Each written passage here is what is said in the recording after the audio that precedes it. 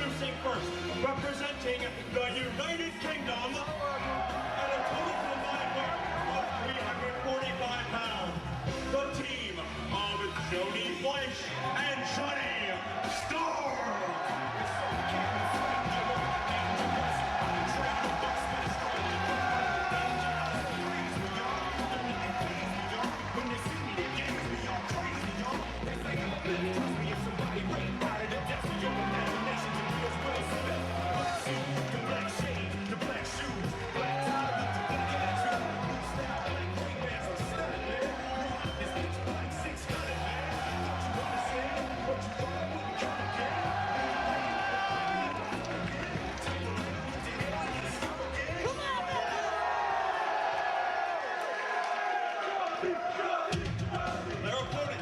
Representing the United States, hailing from Detroit, Michigan, and Minneapolis, Minnesota, respectively, at a total combined weight of 420 pounds, the team of the future Chris Sabin and Jerry Lynn.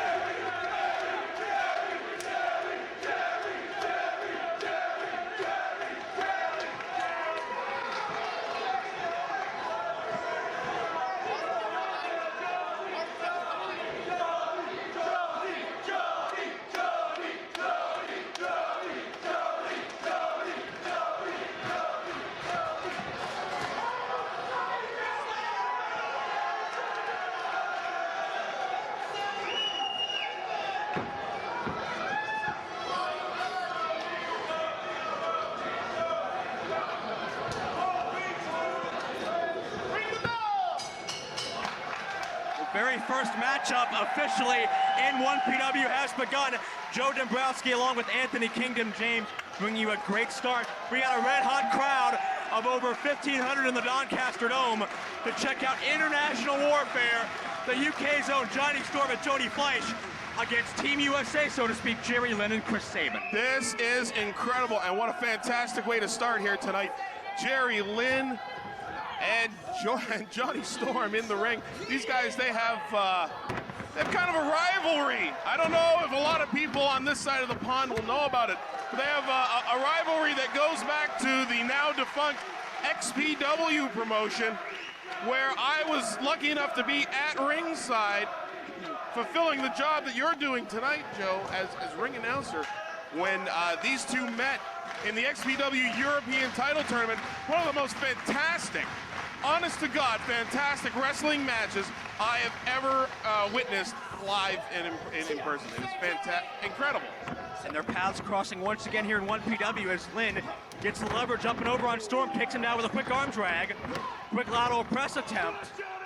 As the crowd seems emphatically behind Jonny Storm thus far, they're favoring the hometown hero, even though Jerry Lynn and Chris Sabin haven't exactly done anything to turn the crowd against them. Well, all of these guys favorites of this crowd, and this crowd is a hot crowd tonight, Joe. They are very pleased to see 1PW up, running, active, alive, kicking. They've been craving for something new, and we're definitely bringing it to them. And Storm, mid-ring exchange once again, test of strength by both men. That knuckle lock going. Lynn sweeps the legs, quick cover attempt, shoulders are down. With Storm able to muscle the arm up despite the lack of leverage. Does it one more time with the other arm. Third attempt.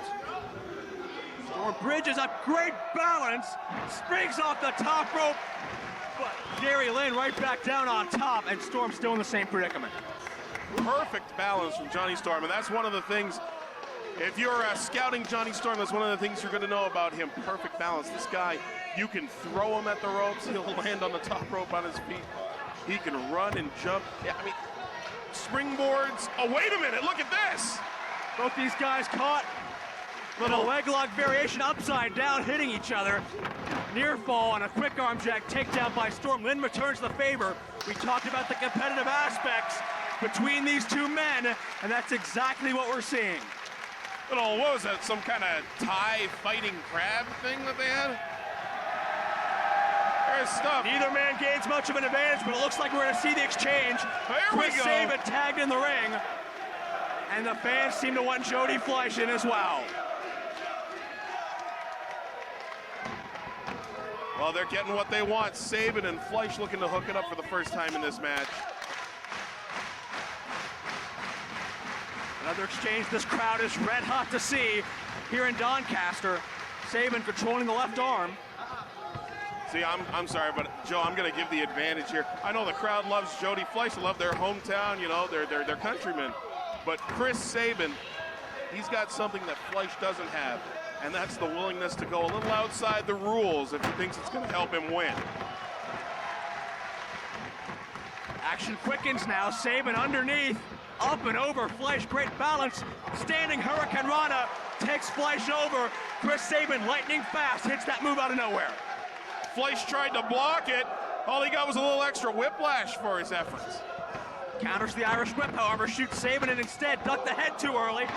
Fleisch uses the momentum up and over into a Rana of his own. Fleisch was having none of it. And now we've got Fleisch matching Sabin move for move.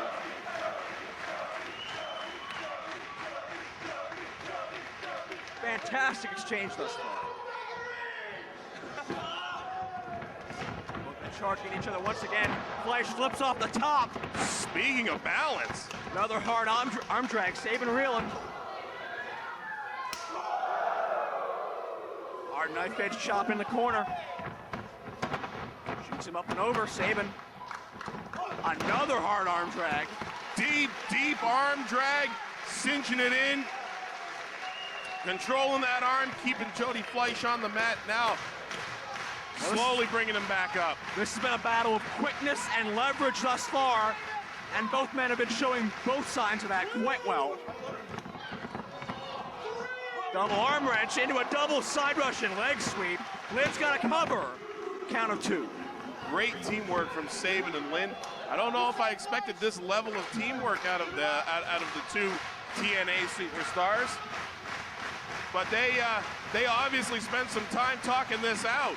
Well, you got to remember, Lynn and Sabin have fought for the honor of the United States in the past, back in TNA's America's X Cup. Ah, very good, very good. They took on Japan, Canada, Mexico, and England in a successful effort, and now it's right back to that strategy here against Fleisch and Storm. Referee assigned to this contest is Bryce Remsburg in perfect position.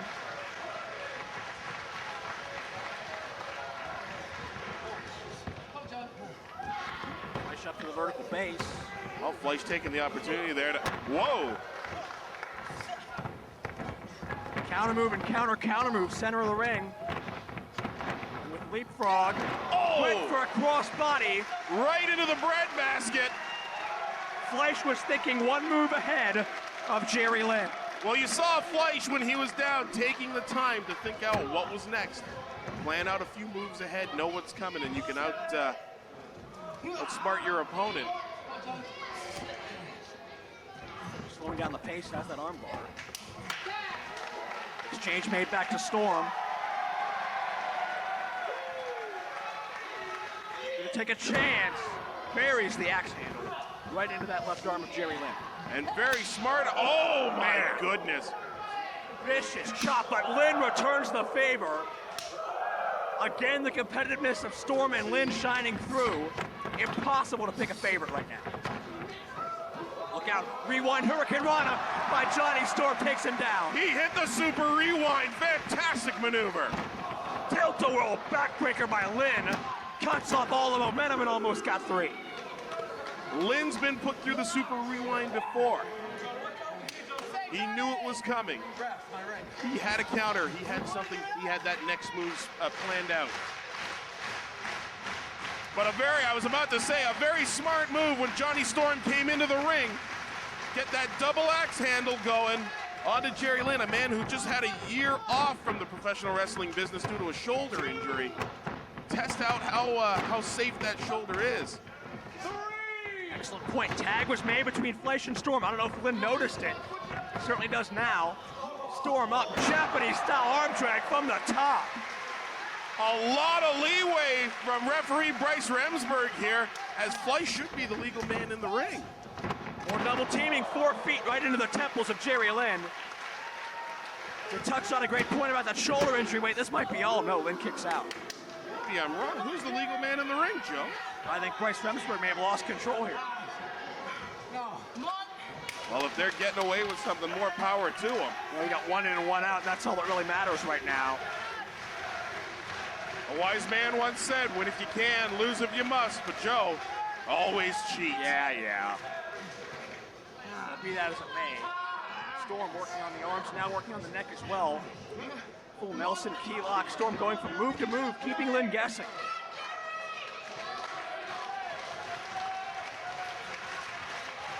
Lynn making his way back up to his feet. And you notice the crowd very respectful of all 4 men. Now they're willing Jerry Lynn up. And gets out of some elbow shots. Jockeying for position. Storm with a spring. Lynn gets out of the way. Satellite head scissors. Takes down Storm. Storm's dazed, trying to catch Jerry Lynn, but the tag made to Sabin. Huge dive in, Sabin. Full control of Johnny Storm right now. Sabin into the corner, up and over. Connects that hard kick. Storm puts on the brakes one more time now. Double team attempt.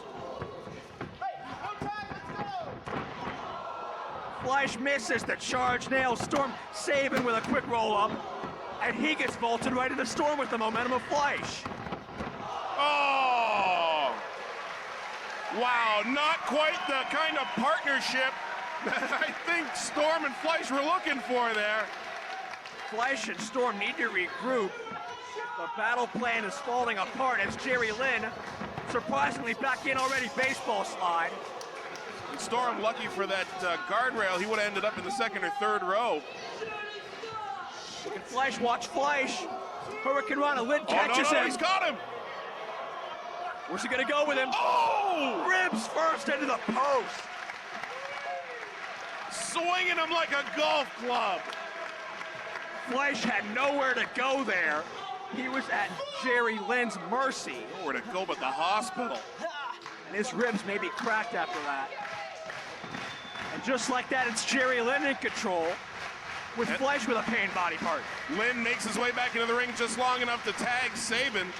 Sabin clearly the fresher man at this point. Lynn just won't let himself rest. Wants to take it to Fleisch and Storm, who he had so many memorable battles with. Sabin connects with a low drop kick. But only 2, says referee Bryce Remsburg. If you notice, Johnny Storm has just made his way back up onto the ring apron after all of that. Quick backbreaker by Sabin. Springs up with an elbow, great hang time. Has the cover, but the poor ring positioning came back to hunt him. Fleisch got the rope. Handful of rope. Referee Bryce Remsburg quick to notice it. Now another tag. Jerry Lynn back in. Joe, I cannot believe the excitement in this building. Listen to how loud this crowd is, how excited they are for 1PW. The anticipation has been second to none, and it's only the first match, and the first match was almost ended there. Lynn with another quick cover.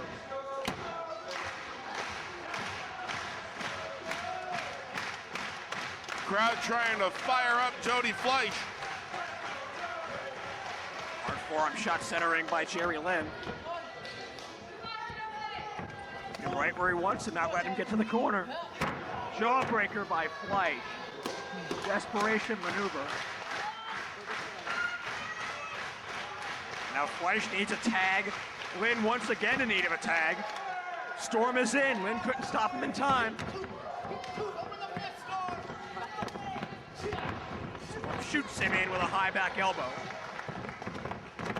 Cover attempt. Then even with that bad arm and shoulder, gets out. Storm looking for a little help from his partner, gets him into the corner. Another brutal shot, but now Fleisch back in with more of the same. For Storm, that's just insult to injury. I really think there's lingering issues over that European title from a couple of years ago, and I don't know if they've even had the chance to face off against it. This might be their first match since XPW. I doubt it's about the title, but certainly about competitive spirit. It's in the not ring. about that title, it's definitely about pride. And the will to win. Graceful moonsault by Fleisch, way off on that one. Jerry Lynn letting you know that he has outsmarted Jody Fleisch. Tag once again, quick tags by Lynn and Sabin. Got to give him credit for that. Both sides functioning well as teams. Indeed they are. Now Fleisch in the dreaded tree of woe. And Sabin keeping him down with a foot on the chin. Sabin charging. It's a drop kick. Fleisch's neck snaps back. Second one connects in the sternum. Caving him in. He's got him here. Deep hook of the leg. Kick out. Sabin a little frustrated. He thought that was it. Another quick tag. New up and show. Jerry Lynn back in the game.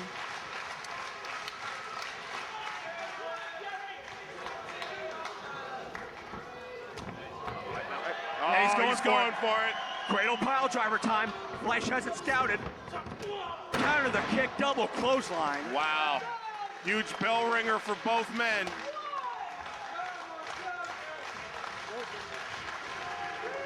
This is going to be a race now, Joe, to see who can get to their corner first. Lynn is almost there.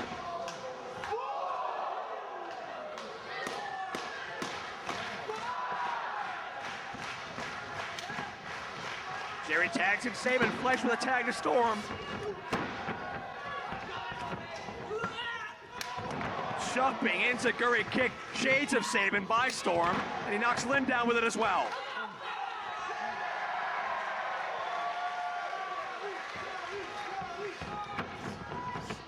Double clothesline ducked by Storm. Beautiful Whoa. double DDT. He's got the cover on Lynn, no. Incredible maneuver. He had Lynn hooked when Sabin moved in to save his tag team partner. Storm just used the opportunity to drag him down into the DDT Cradle too. shock time. Got him set up for the cradle shock. Storm counters. Oh my God! Buries the knees into the spine of Sabin. 2. No, Jerry Lynn just in the nick of time interrupts it. Chris Sabin's back must be broken. That's just brutal, Joe. Lynn might be setting up that cradle pile driver one more time. Opting for the whip. Charging through. Rewind Hurricane Rana time again. No, he's stopping him! Lynn was able to meet him. He was ready. Went to the well too often. Lynn, TKO. This has got to be it, Joe. The TKO. Lynn's got no. Fleisch interrupts. Where did Fleisch come from? I thought he was down and out. Excellent timing by all 4 of these men. This matchup was almost over 2 or 3 different times already. Lucky for Storm, his partner had the presence of mind to jump on that pinfall attempt. Then up and over. That trademark leg drop hangs him up in the ropes. Lynn baited him right into it. Storm's looking to fly. Look out, Storm. Up and over. Twisting Pescado.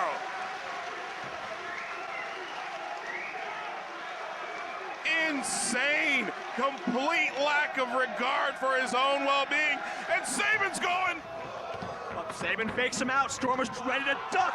Tope through the ropes by Chris Sabin. Bryce Remsburg trying to get everybody back in the ring. But Jody Fleisch might be looking to take flight. Oh, the crowd wants to see Fleisch top it. Fleisch with a dive. Shooting star from the top. Where did that come from, Joe Dombrowski? My God, and the crowd is going absolutely insane. A shooting star press from the top rope. My God, all four men putting their bodies, their livelihoods on the line here. No concern about tomorrow, only today, Joe, as these four men just try to, they know they're gonna have to go all out to get this victory. Luck of the clothesline, jumping enziguri kick. Sabin nails him. Sabin stays on him. Gonna go for that running Liger bomb. Hits it. He's got cover. Sabin with the win. No. Fleisch again with the big save at the last possible moment. Fleisch with the great presence of mind to know that fall's going down, able to stop it. But now Fleisch taking over on Sabin. Reversal by the future. Charging over the clothesline.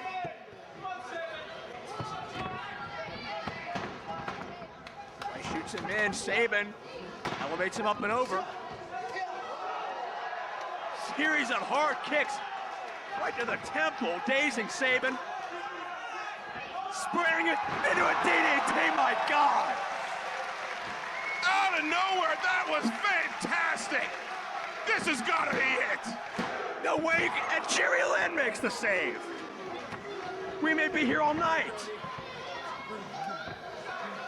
Storm is purged. Oh, Lynn goes to the pile driver! He hits it. Team USA has this match won. Storm. It's a Hurricane Rana, takes Lynn out of the equation. Into the ropes. I think he got a little odd rebound on his neck there. Down come the straps, but walks into a Sabin kick. Wonderworld, Storm wins the match. Ladies and gentlemen, your winners, Fleisch and Jonny Storm. What a fantastic tag team encounter. Team UK beats Team USA. And a fantastic way to begin a cruel twist of fate, Dombrowski. You saw four men putting everything on the line. Their health and well-being and their futures in the business to try and pull out the win. And if you ask me, Joe, this ain't over. Well, I think there's going to be more to this between these four men based on how close that match was. A dozen different times it could have ended. There's definitely more chapters in this story.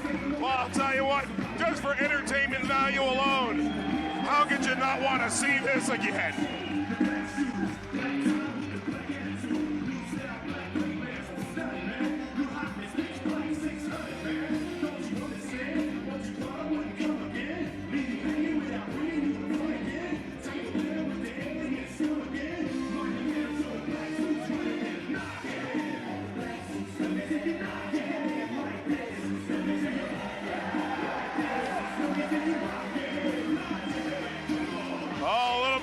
Handshake action in the ring.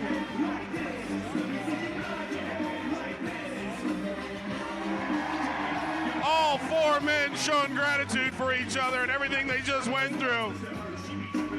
And the crowd showing their appreciation as well.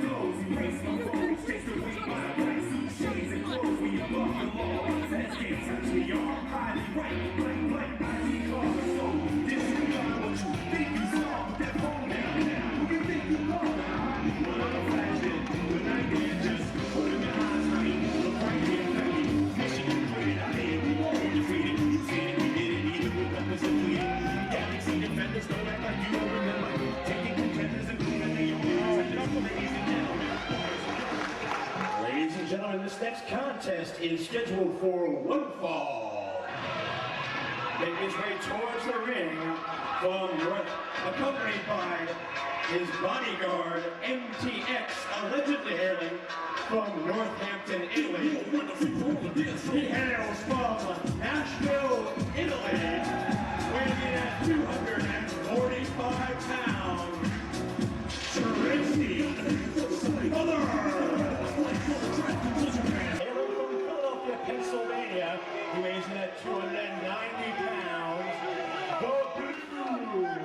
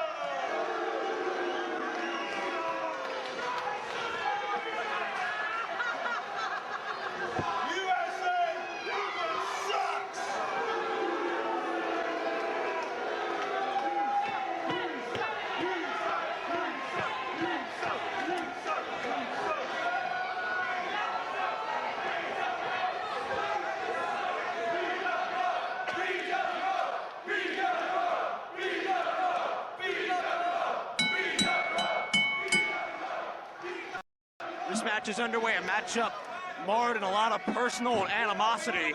Tracy Smothers taking on the Blue Meanie. It used to be all about entertaining the masses, but it's turned personal lately, thanks to, of course, the involvement with the Blue Meanie and JBL. Tracy Smothers resents that Meanie signed a contract to work alongside of JBL, as opposed to suing him, especially after Tracy spent so long vouching for him, sticking up for him in interviews. Tracy thinks Meanie's trying to make an idiot out of him, and that's what has led to this match, and Tracy promises it's going to be physical. Well, where does Meanie come off? Tracy does stick his neck out for him. He saves him from a beatdown, puts his reputation on the line, and all of a sudden, the Meanie turns up on Thursday night television in America. That's not exactly sticking with your friends after they've stuck with you. Smothers accompanied to the ring by MTX, his alleged bodyguard from Northampton, Italy. Northampton, Italy. Yeah. Northampton, Italy is about 30 miles north of Nashville, Italy. Well, I think this is a chant we can all agree on. I believe so, Joe. I've never actually found Nashville, Italy on a map, but be that as it may. Not looking hard enough. Oh, excuse me. Both men still feeling each other out here. Yet the touch, collar and elbow tie up.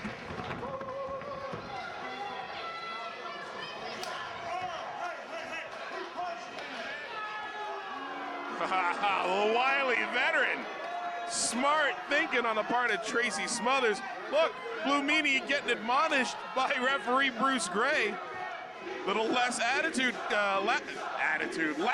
coming the Blue Meanie's way at this point. Cagey veteran move by Smothers, trying to get the referee leery of Meanie early on. Collar and elbow, Meanie sends Smothers back into the corner. And well, obviously Meanie did not touch Smothers. Well, wait a minute. As far as Bruce Gray is concerned, he heard a slap, and now he slapped him. Meanie knocking Bruce Gray's hand into Smothers' face.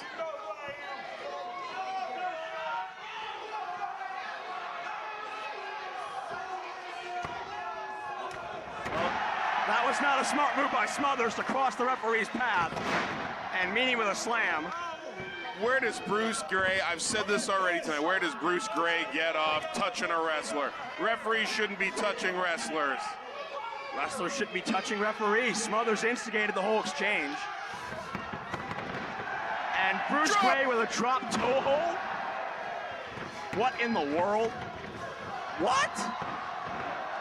Well, and that's why referees shouldn't touch wrestlers. exactly, and Tracy sent to the outside, utterly humiliated by not only the Blue Meanie, but referee Bruce Gray as well. He almost got body slammed by Bruce Gray. Oh no, Meanie's got the bandana. Tracy's good luck. Charmy's gonna throw it out to the crowd.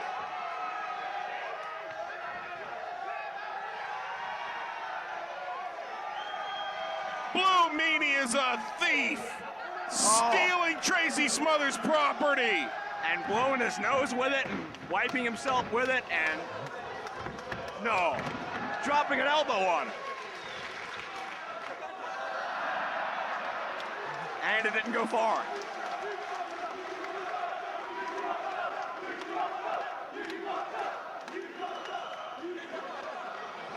This is just, they're just out there to embarrass Tracy Smothers. And this is uncalled for. Smothers hiding that bandana tight. I don't know what he plans on using that for, but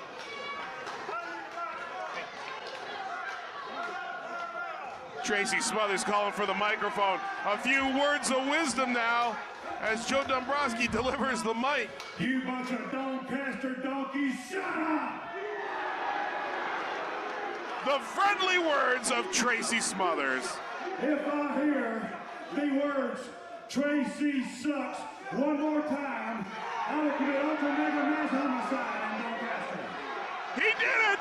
Ultra mega mass homicide! That's the worst kind!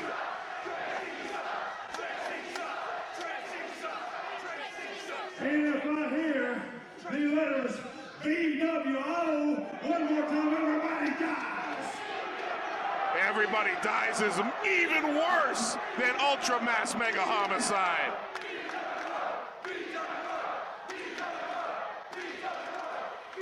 Meanie, you have pulled my hair, you have pulled my tights, and I was a victim of a double cross and a double team, and referee, you need to work on your body slams.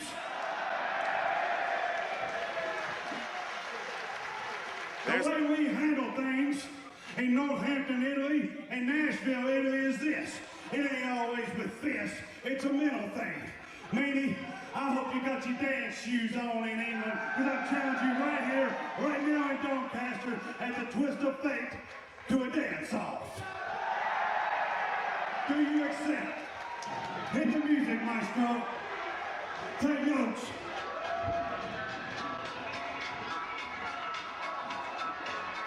Ah, yes! Tracy Smothers of the Blue Meanie in the dance-off! I can't believe I'm seeing this again. This is fantastic! Look at the moves! Look at the moves, Dombrowski! Are you serious? That's the man who taught Michael Jackson how to dance! Well, look at him go! He wasn't exactly born with rhythm, was he? He's got more rhythm in his little pinky than you got in your whole body, Dombrowski. That's not saying much, actually. Little alligator action by Tracy Smothers.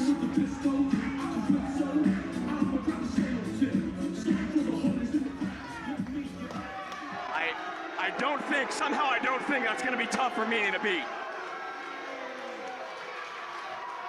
And Meanie exclaiming how much he disliked that.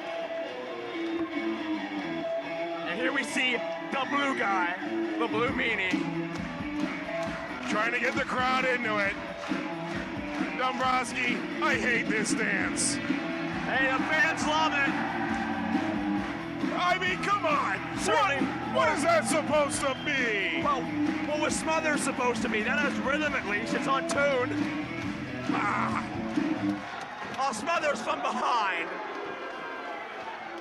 Knew he was going to lose that contest. Takes the cheap way out.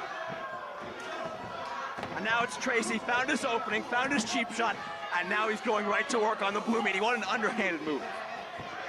Underhanded. Oh, MTX is in the ring. Look at this. Give me a break. Blatantly in the ring. A little Northampton, Italy beatdown. Northampton, Italy. Give me a break. It's right there on the map.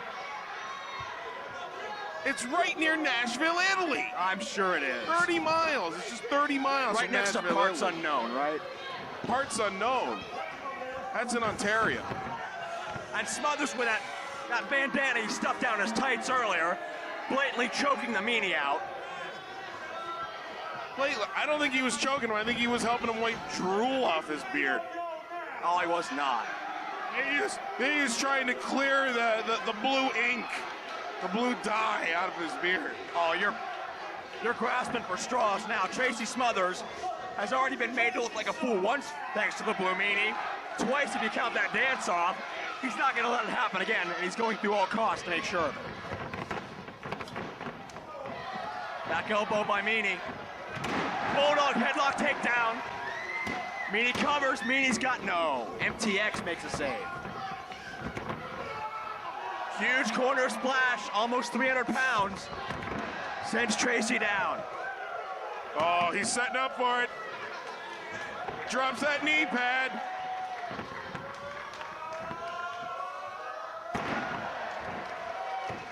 Call it, Joe. People's leg drop.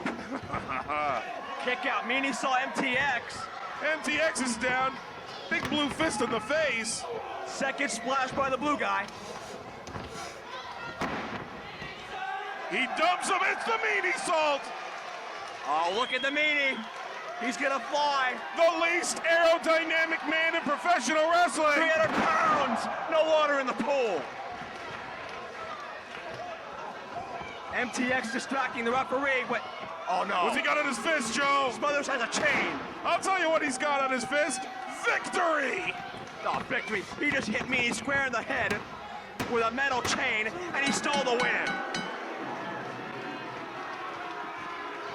Ladies and gentlemen, here is your winner, Tracy Smothers.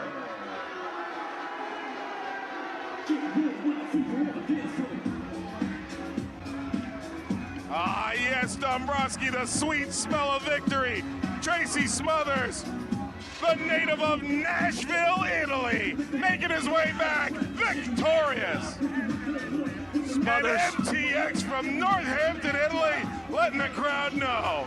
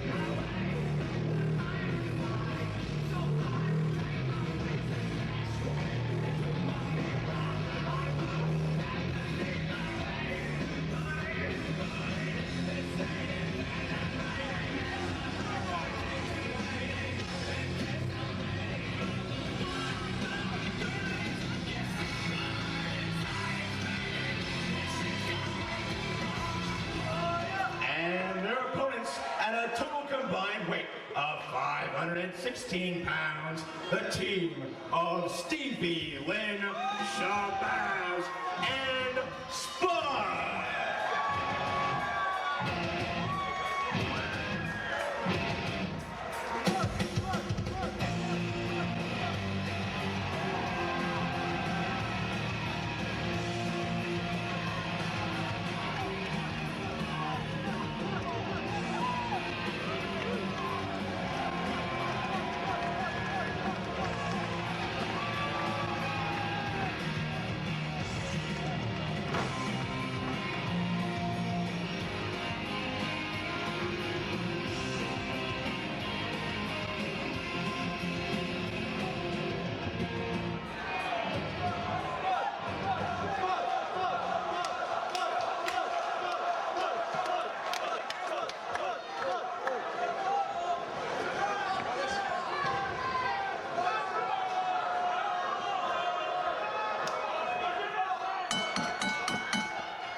Set for six-man tag team competition featuring some of the homegrown talent here in the 1PW area. As it is the team of Spud, Stevie, Lynn, and Shabazz taking on Tighe, Jordan, and XVII. Hold on. Why is there a kid in the ring? No, that's Spud. Are you serious? Hey, it's not the size of the Fighting dog in the fight, it's the size of the fight in the dog. Yeah. Well, that Chihuahua needs to get his ass out of that ring. Well, it's Tighe in control now. But Spud able to use that quickness, countering out of it. Satellite head scissors, no. Sample revolutions on the head scissors, extra momentum. Whoa. Takes down Tighe. Maybe I take it back a little. And I'll tell you what, Spud better use his quickness because that dog might get bitten up in this fight. Spud not carrying a lot of body weight, but that's to his advantage in some senses, as the tag is made now to XVII. Tag made on the other side. Stevie Lynn in.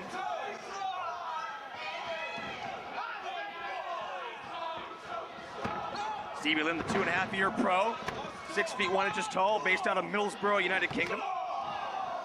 Called the Unbreakable Stevie Lynn because of his incredible resilience and will to come back, and that's what we're seeing here. This mid-minute exchange with the ultra-tough XVII. Wow. Both guys going move for move, blocking the kick, excuse me. Lynn sent in. Ice misses twice. Hip toss, counter, backslide. Momentum carries Lynn back to his feet. Drop down. Lynn quickly gets on top of him to try to get a cover.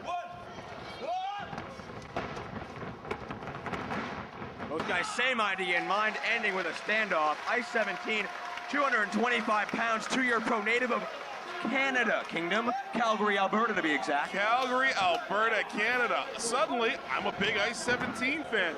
I don't know where the other 16 ices are. Well, that's not my expertise, but tag in now Shabazz in there along with Ross Jordan. Shabazz, good hairstyle from Shabazz. Reminds me of that sweet Daddy Siki dude from years ago. Shabazz, also 2-year pro from Bletchley, Milton Keynes. Some interestingly named towns over here. Yeah. Can't argue with that. Shabazz missing the clothesline. Yeah, this isn't about geography. This is about wrestling, and we're seeing some in the ring right now. Manhattan drop, and the gift gets taken down with a clothesline. Quick tags that we're seeing here, and Spud coming back in. Let's see if this kid can fly. Missile drop kick from the top. Spud goes for the cover. Almost has him.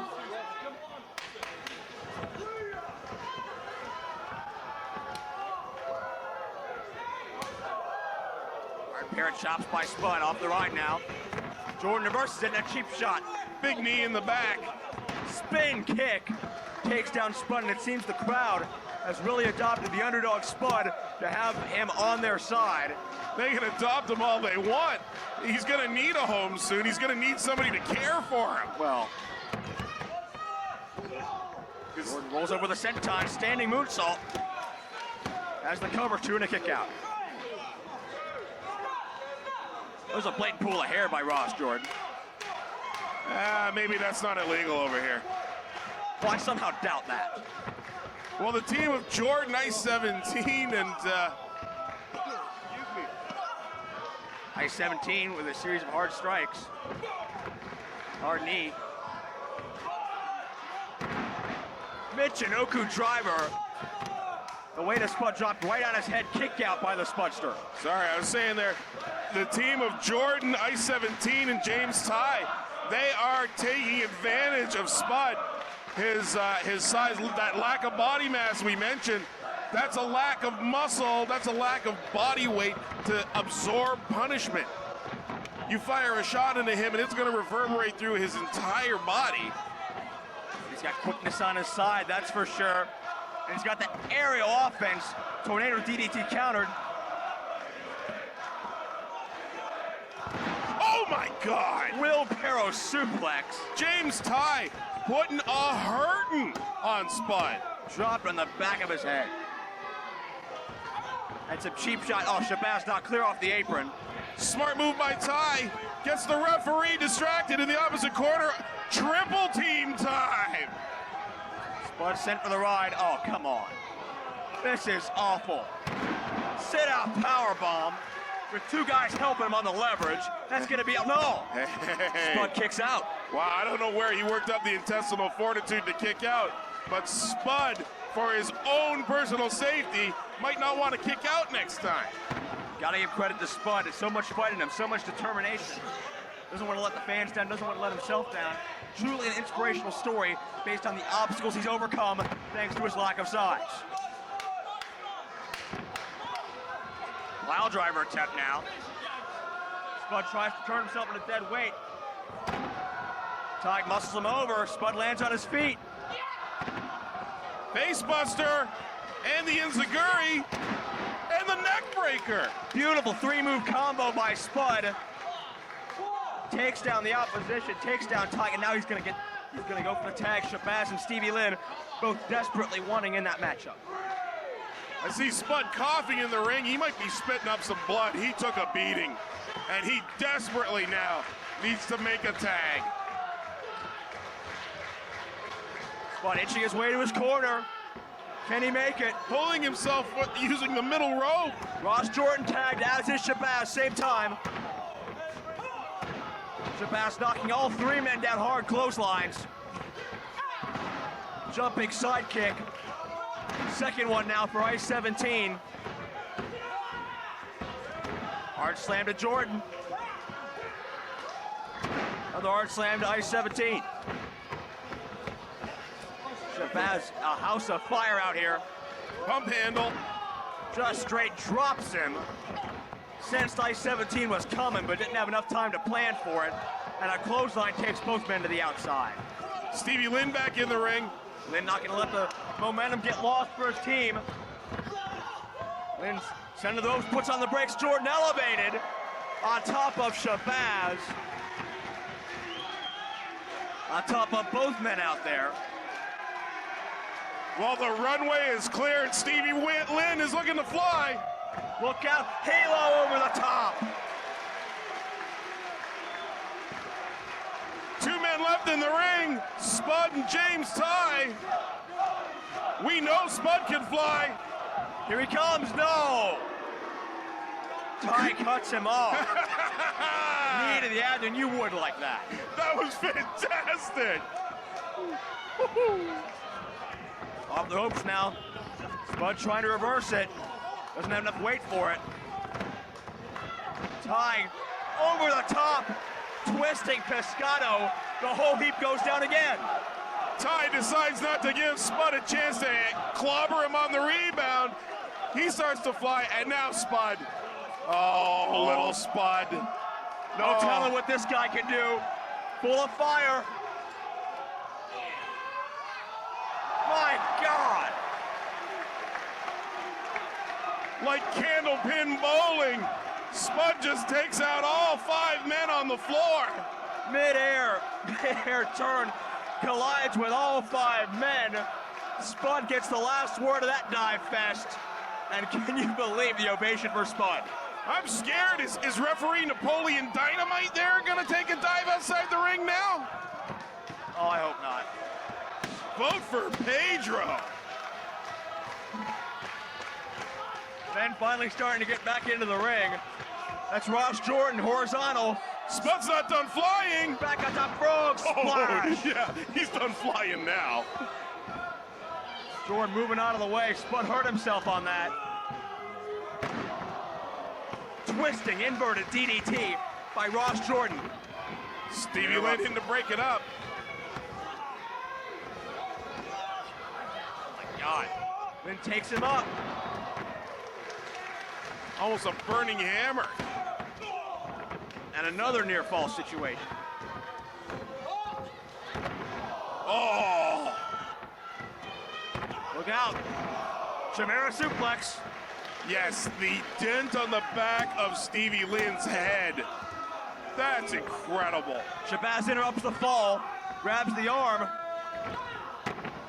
Little overdrive action. At the cover, Shades of Elix Skipper with the play of the day. But Tighe interrupts. Big punch to the back of Shabazz's head. He's got him up. Brainbuster type maneuver.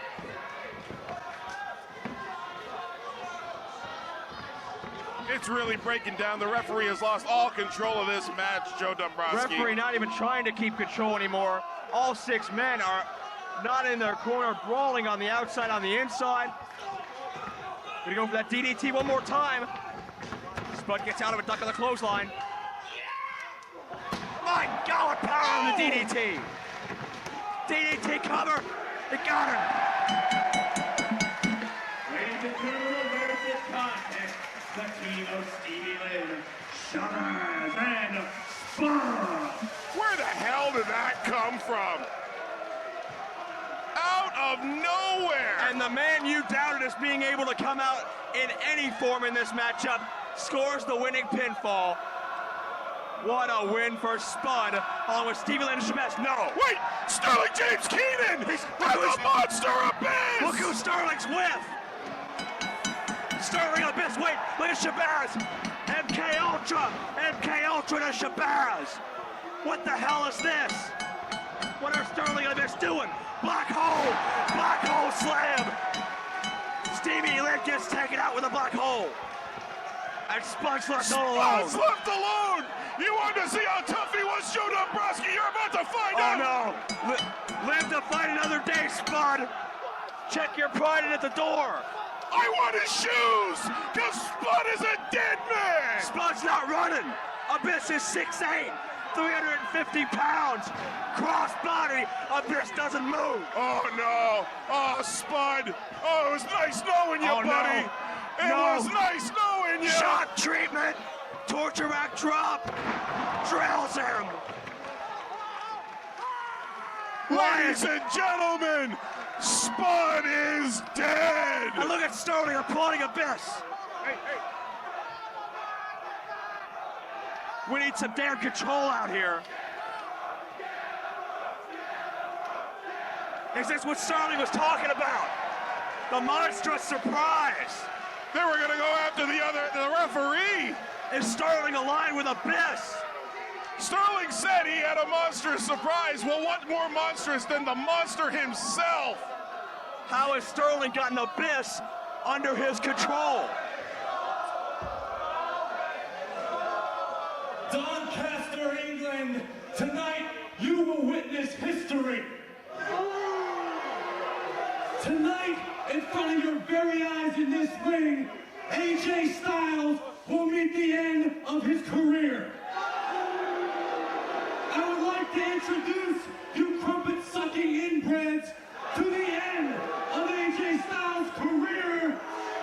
My monster, my surprise, my Abyss. My God. Whoa! Wait a second. AJ Styles! AJ's not gonna waste any time. He's got a chair. We may not wait till later tonight. Abyss and AJ right now, but Sterling's in there with Abyss. AJ Styles doesn't need to be out here, Joe Dombrowski. AJ Styles is going to get his chances, Abyss. He doesn't need to be out here right now. Sterling and Abyss don't need to be out here. Their match is later tonight. Hey, if Styles were smart, he's outnumbered 2-1. He wouldn't be out there. Oh, look at Abyss. Later tonight, with security in the ring. Officials and security trying to get these guys apart. Smart, very smart for 1PW security to save AJ Styles' life. He needs to be alive for his match, his co-main event match. Well, we've seen Abyss and AJ face before. What does Sterling have planned that makes him believe it's the end of AJ's career? That scares me. Sterling James Keenan, hell is empty because Sterling James Keenan is here. It's Sterling telling Abyss, it's okay. Have you ever seen anybody control Abyss like this? I have not, and a lot of people have tried. Apparently Sterling and Abyss have something in common, some common goal. Security can clear the ring of the trash. I have a few more things I'd like to say. Get him back. Get him away from me. Oh, man. Well, Sterling James Keenan, who's always had that kind of... You know what? If you don't get him out of this ring right now, I'm not wrestling. Wow. Get him out now. Fine. Is it gonna be that way? Fine. I guess they won't see me get to beat up D'Lo Brown in front of their... Get him back. AJ not backing down from a fight, and now I think AJ's realized the odds he's up against tonight are much greater than he had thought.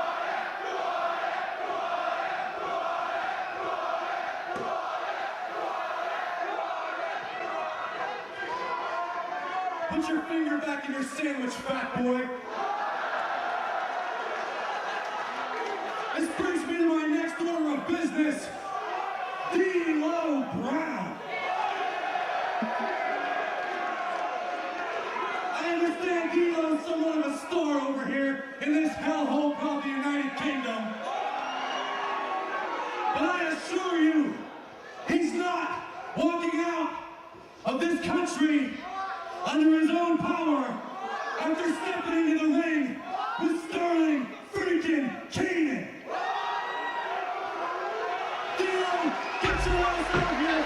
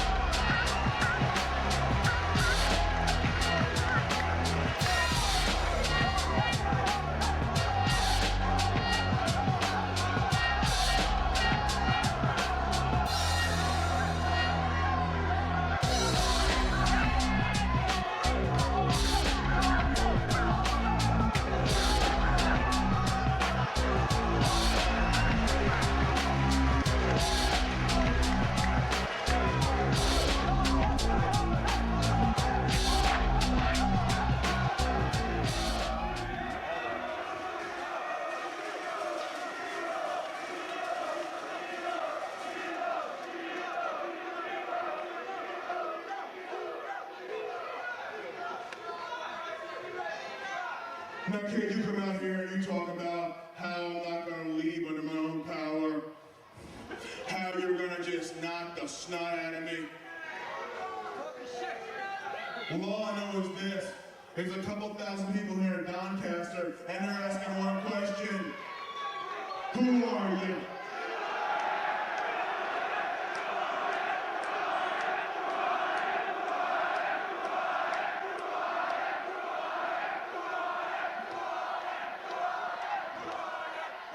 Hey, kid, come back here. I'm not done talking to you yet.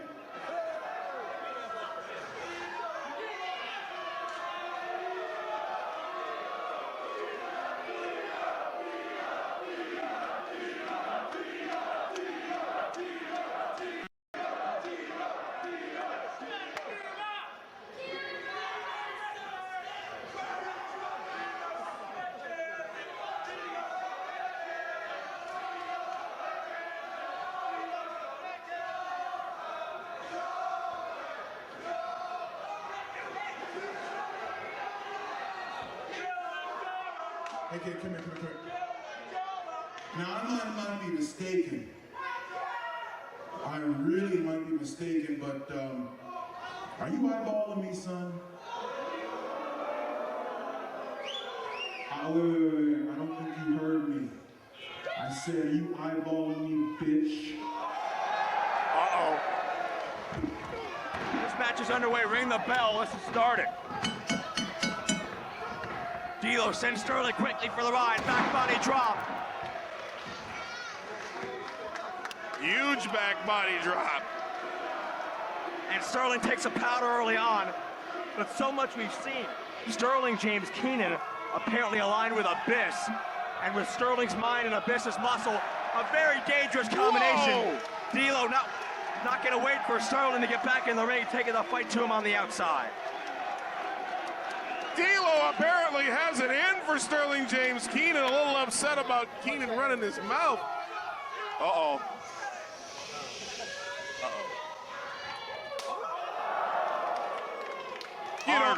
You don't slap a man. You don't slap a man. D'Lo just did, and he got away with it.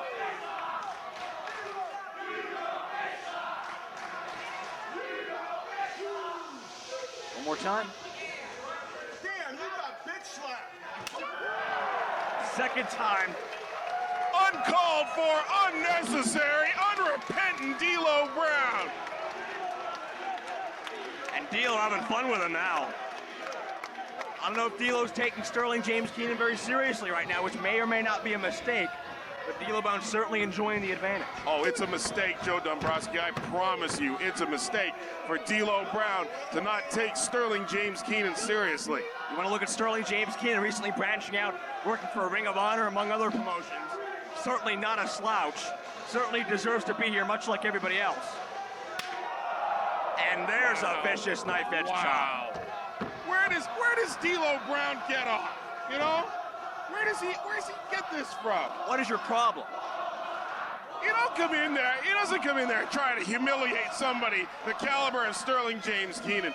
This is just uncalled for. To his credit, he's getting away with it. Another vicious chop, but D'Lo's hurting his own hand.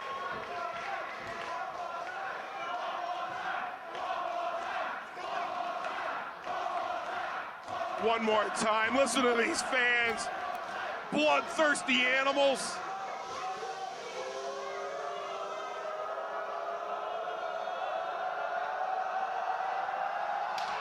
Oh my God.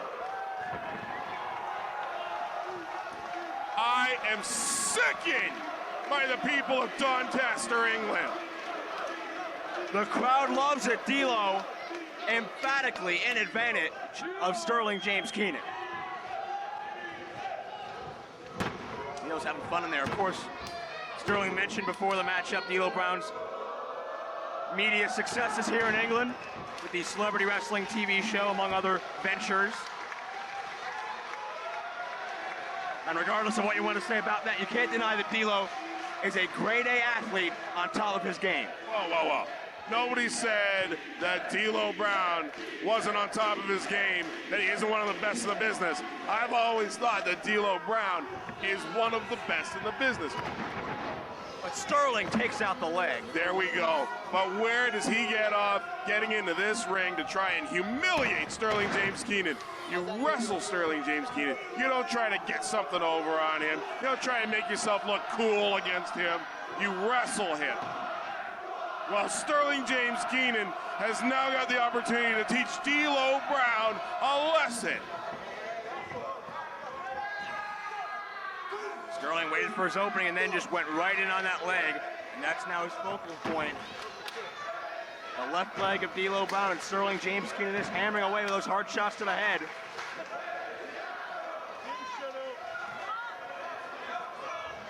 It's about vertical suplex time, gets him over.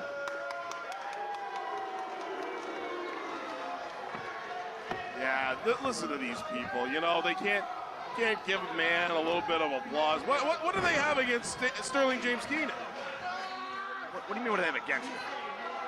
He just came out here with Abyss, attacked three innocent people. Innocent? They were in the ring. So, Where are they supposed to be? They had a match. Hey, you get in that ring, you're part of the game, all right? You're no longer innocent. Nobody's innocent in the ring. He aided in the attack of 3 guys, insulted AJ Styles, insulted D'Lo Brown, insulted all of our hundreds of fans here. What more do you need? These people suck. Who cares? They do not. Have some respect. Some of them suck. Well, get out of here. Few of the blondes. I'm not touching that one. Sterling working on that left knee continuously here. D'Lo can barely put any weight on it at this point. Versus the corner whip. Charging in, but you notice how slow D'Lo charged in, and Sterling was able to scout it. German suplex takes down D'Lo. Release German action there. Cover and a kick out.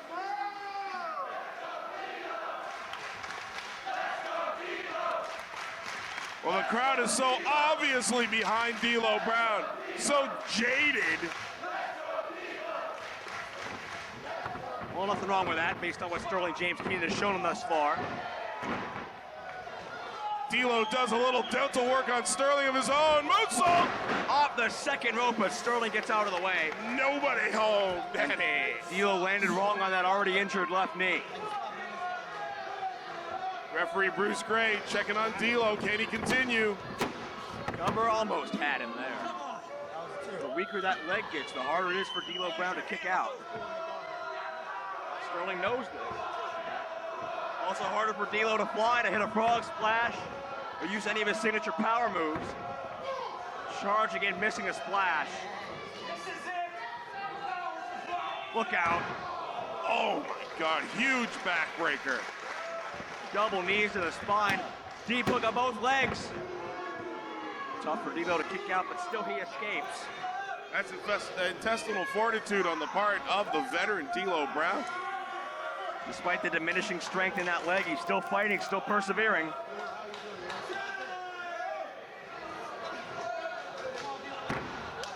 Sterling keeping the pace slow, simple. Wrestling his style match here. Brown's got to make sure that he keeps an eye during this match on the back curtain. Oh, big double clothesline, Joe. He's got to keep an eye on the back curtain. If Abyss doesn't like what he sees, how do you know that Sterling James Keenan doesn't give a silent signal and we get the monster out here again? That's an excellent point. Even though Abyss was sent to the back, hypothetically detained by security, that doesn't mean he couldn't break free. And if not get to AJ Styles, perhaps get to D'Lo Brown.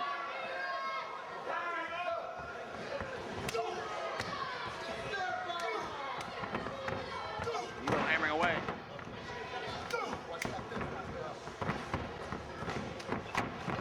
For the ride, clothesline.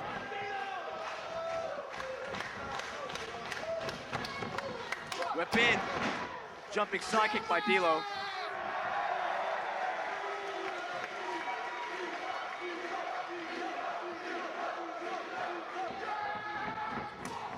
D'Lo charging with a clothesline now, trying to rally back despite not being 100% right now. Does he have the strength in his legs to keep him up? He does. Fireman's carry into a TKO. No. Sterling escapes, got to give the man credit. Absolutely. Listen, Sterling James Keenan is not a man to be trifled with, not a man to be toyed with. He's proving himself in the ring day after day as his career progresses, and D'Lo Brown has got to watch out that he doesn't become another veteran stepping stone. D'Lo setting up for that spinning Uranagi. Cover. Near fall situation. We've seen Sterling James Keenan, more than just a mind, obviously, definitely can back up whatever he says. Well, D'Lo, I don't know why D'Lo's surprised, taking him lightly, hooks the leg, doesn't wrap an arm around the head, doesn't do anything to trap those shoulders.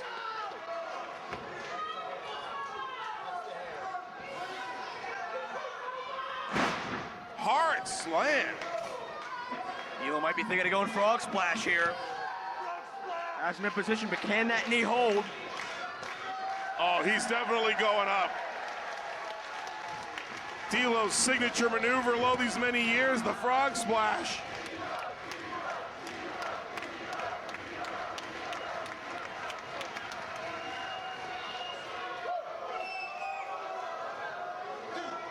top, has trouble with his balance, missing the frog splash, the lowdown.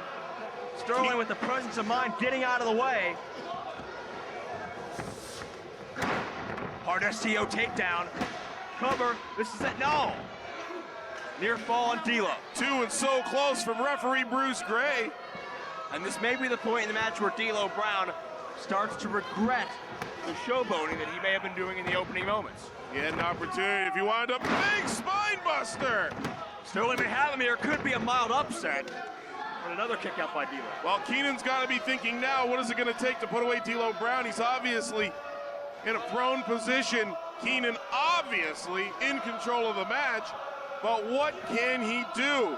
Can he go for his finishing maneuver, the MK Ultra? We saw him hit it during that attack with a fist, and D'Lo hits the sky high. Gets him up, cover, got him, no. Once again, 2 and very close to 3, but no cigar. God, D'Lo getting frustrated out there. You don't normally see this out of D'Lo Brown. Frustration setting in. He can't beat Sterling James Keenan. He thinks he should have this match over by now. He should be in the showers. But look at the look at the test on D'Lo's face. Well, he came out here, he was calling him kid. He was running his mouth about Sterling James Keenan, but he's not able to put him away.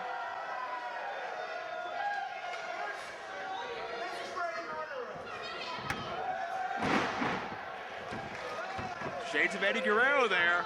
3 amigos.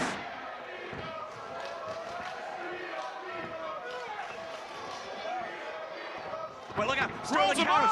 Inside cradle. Inside, he got him. He got him. The winner of this contest, Sterling James Keenan. Fantastic! And look at the look on D'Lo Brown's face. The newcomer, Sterling James Keenan, his first time in the United Kingdom, is beaten cleanly, fair and square, by a man, Sterling James Keenan, defeating D'Lo Brown. D'Lo's been over here in England for years. Well, D'Lo Brown came out here and underestimated Sterling James Keenan. The fans underestimated Sterling James Keenan. Sterling James Keenan is victorious. I don't know. Very impressive victory by Sterling, making a major statement. He's a force to be reckoned with, especially with Abyss by his side. What a dangerous duo that's going to be. They may be completely unstoppable. And D'Lo left center of the ring. And D'Lo obviously not happy at all.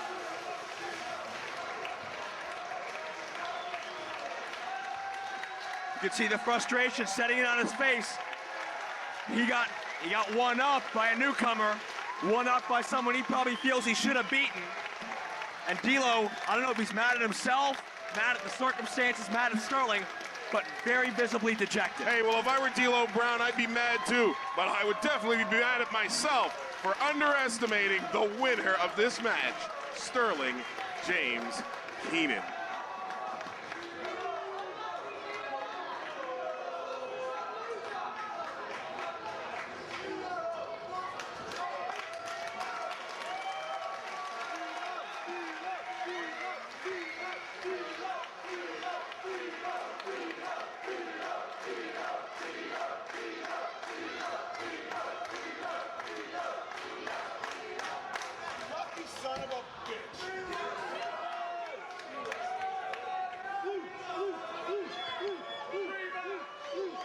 D'Lo in such an angry rage, he's not even left the ring yet. He can't get over the fact that he lost. Well, he's gonna have to get over it. It's done, it's in the books. It's a side of D'Lo I don't see. I think he might be hatching a little something. Hey, D'Lo Brown might be thinking about taking another shot at Sterling James Keenan. And look at the look on his face. It's almost like he's questioning himself, but D'Lo still gonna celebrate to all his fans.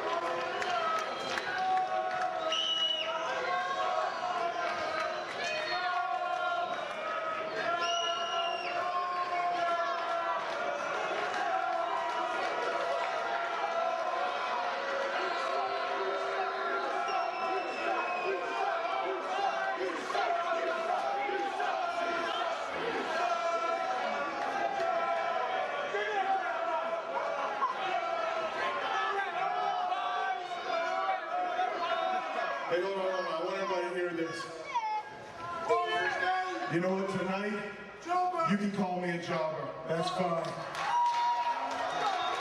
Tomorrow night, I'll go somewhere else and win.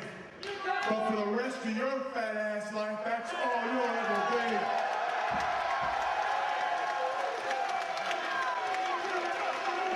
D'Lo Brown with harsh words for a member of our audience sitting in the front row. Wow, let's take it back to the ring for the voice of 1PW, Joe Dombrowski.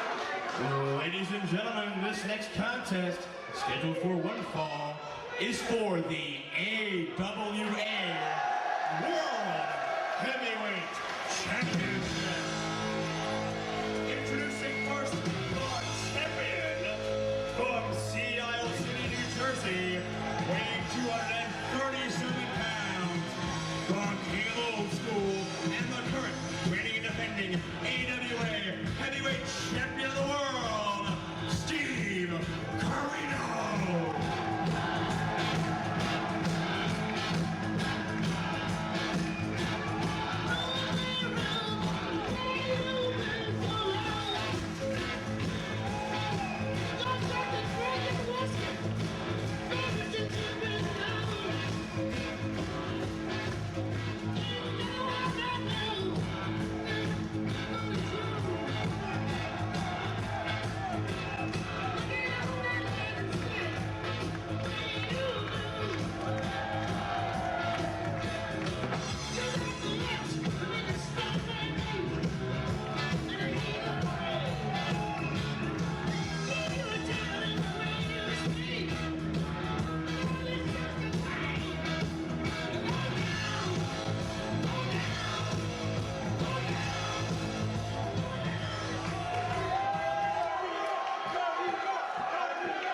His opponent and challenger.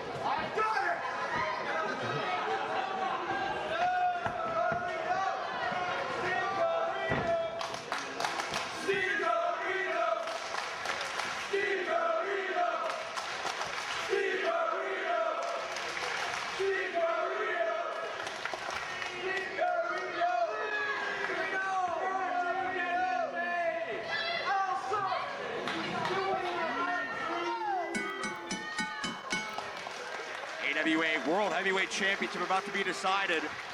Current reigning and defending champion Steve Corino to defend against Al Snow. match. There's a lot of history to this match that fans might not even know about. The connection between Corino and Snow that goes even further back than their ECW allegiances. And I'll tell you what, I'm going to take the opportunity to shill here for you. You know what that word means, shill, don't you, Joe? Vaguely. I've just recently filmed a shoot interview, the first of 1PW's new interrogation series with the king of old school, Steve Corino, where he talks about his association with Al Snow. Following up with Tighe up mid-ring, and of course, you want to talk about history. What about the history of that AWA World title? 45 years of lineage behind it. Such great names like Nick Bockwinkel, Vern Gagne, Jerry Lawler, Stan Hansen, Mad Dog Vachon, Rick Martel, Jumbo Saruta. the list goes on and on. And of course, that championship was basically declared defunct in 1990. Larry Zbyszko is the final champion.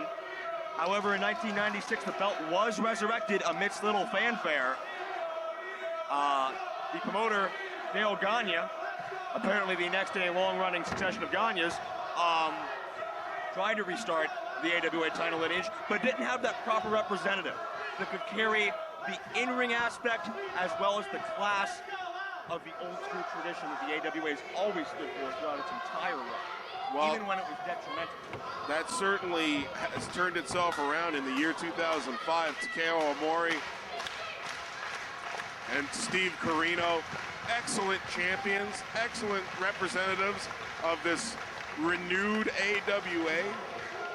And now Steve Corino traveling all over the world, giving people inside and outside the AWA an opportunity to see the title and to take a shot at the belt. I don't think there could be a better representative of this new AWA than Steve Corino. It's a testament to the worth of that championship and the amount of effort Corino's put into it. The fact that belt is defended on this show here in the United Kingdom. Well, Al Snow would like to be defending that belt the next time we come to Doncaster. Side headlock by Al Snow. Al Snow, a former WWE World Tag Team, multiple-time hardcore as well as European champion. Corino is the only man in professional wrestling history to hold in his career the NWA, AWA, and ECW World Heavyweight Championships. Impressive. Very decorated histories by both of these men. And if you ask a lot of individuals, both of these men very underrated. Al Snow, thanks to the fact he does have a rather dubious association with his mentor Head, is sometimes not taken seriously as the mat tactician he is. And we're seeing, hanging with Corino, hanging with Mr. Old School, Mr. Tradition, move for move, Al Snow is one of the most skilled in the world. Absolutely, and I mean, a lot of fans may not have known that until they saw the Tough Enough programs that the WWE produced.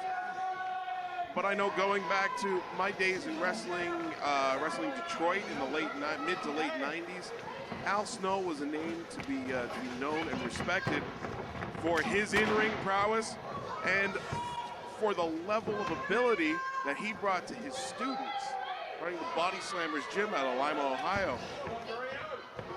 Al Snow is wrestling.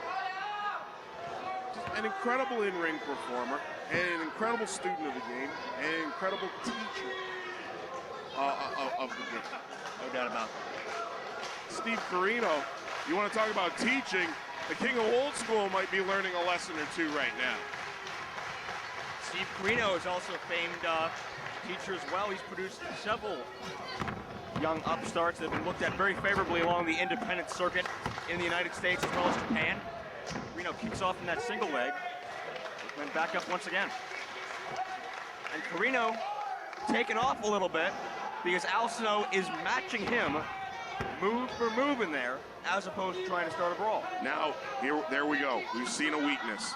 We've seen a chink in Al Snow's armor. Steve Corino moved a foot towards Head, and Snow bit at him, okay? Head can be a huge distraction for Al Snow. Shoulder tackle takedown, but Corino popped right back up and is right back into Al Snow's face. You can see that personal pride, perhaps some of that personal animosity you touched on moments ago, setting in. Both guys still remaining respectful, having a nice classic competitive contest for this, which is at one point one of the top 3 most prestigious championships in the entire planet. Well, at one point it was probably the number 2 title on the planet. And it could be again. Corino working hard to make it so. Think of the AWA and all the big names that have passed through it. Scott Hall, the Road Warriors, Jesse Ventura, Hulk Hogan, exactly. Andre the Giant. And to have them compete for this championship and come up short shows you how sought after and important this belt was thought of. Absolutely. That's Corino with that side headlock one more time. Very AWA-esque match so far. Keeping it down to basics. Al Snow with a hip toss. And a vicious slap. Swinging for the fences, Al Snow.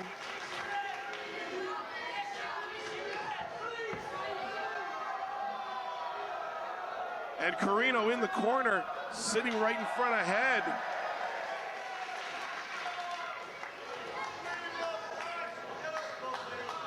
I wonder if Corino even realizes he's sitting right in front of Head. We've got both men in a stalemate once again. They've gone hold for hold, as we mentioned, counter move and counter move, and no one has been able to get any sort of an advantage thus far.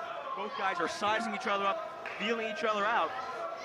I talked to both Al Snow and Steve Corino beforehand, and their last meeting, one-on-one against one another, went almost an hour in length. Incredible. And that is, you talk about old school wrestling, that is old school. And clearly it was much the same mentality that we're seeing here in that 55-minute match. Both guys pacing each other, feeling each other out, not wanting to make a mistake at any cost. And this is a carbon copy of shades of Bockwinkel or Gagne, some of your best AWA champions.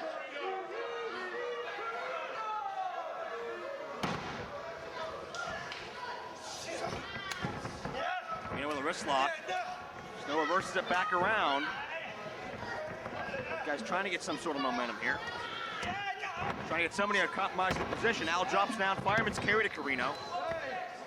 Continues to bar on that arm. Corino finds himself horizontal, gets back up to the vertical base quickly. And this is a great example, well, it was until a hair pull, of wrestling as a human game of chess, as former champion Zbyszko would say. Well, all Corino did there was get the referee to take his eyes off the chessboard, and he moved a rook or two. Hey, listen, Corino is a world champion for no reason. He's a world champion just because he's a pretty face. He hasn't kept that title just because he's a nice guy. He may love and respect Al Snow, but he's walking out of this match the AWA World Heavyweight Champion by hook or by crook. Certainly with that old school mentality Corino has, he recognizes the importance of the World Heavyweight Championship more so than many of today's athletes do. Al, very basic but effective side headlock able to get out of, and Corino takes a powder.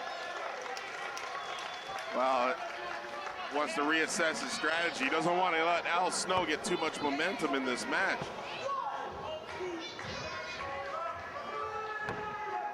Oh, well, wait a second now.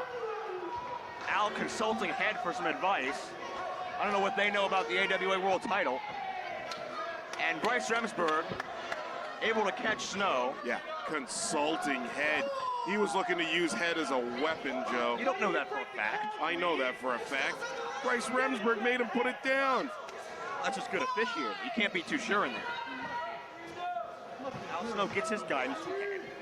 I don't think that's a secret. The best years of his career were when he had Head by his side. And now that they've apparently reunited after a several-year absence, Al may just be the next AWA World Champion. Yeah, the sad part is that head's the brains of that operation. And Al believes it, and you know, whatever gives you that confidence edge in there, mannequin head or not, it works for Al, gives him that comfort zone. Yeah, the voices in my head sing show tunes. Corino still not back in the ring, and the crowd's starting to get a little riled up.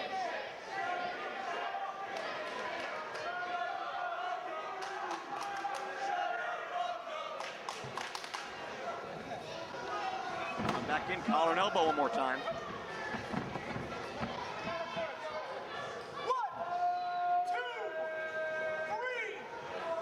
Now back Snow in there. Remsburg looking for a clean break. Does not get it.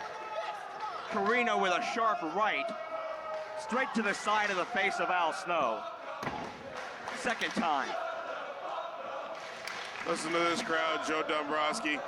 This crowd appreciates good wrestling. We had somebody in the crowd voicing their disdain for this match, and the rest of the crowd decided to tell him to keep his opinion to himself.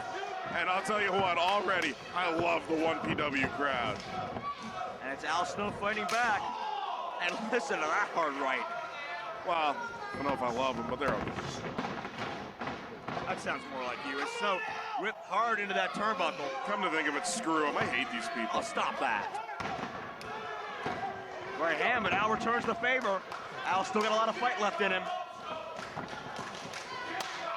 Oh, big hard chop. Second time.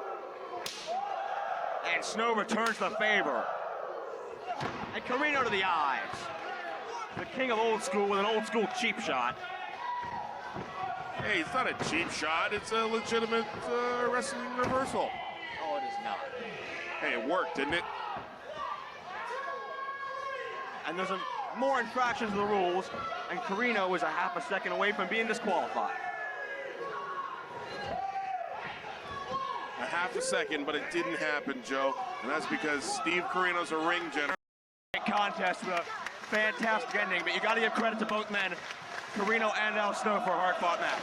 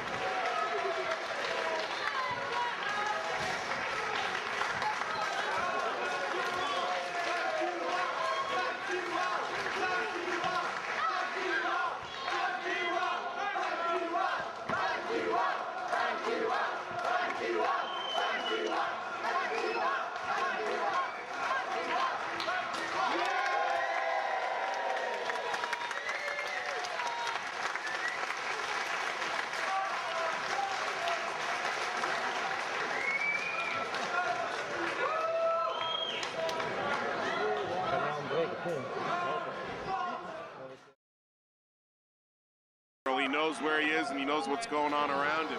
He takes advantage of the situation. Can't deny that, that's a headbutt by Corino. Not letting Snow get back to his feet for more than a few seconds at a time. Wow, doing a little damage to himself with that headbutt. Gotta watch that, you know, if something rattles loose, give yourself a concussion trying to get an offensive advantage. Another hard knife edge by Steve Corino. Now raking the wrist tape across the eyes by the looks of things. Corino couldn't get the advantage, straight up wrestling, so he's gonna go to the dirty tricks. Cover and a kick out.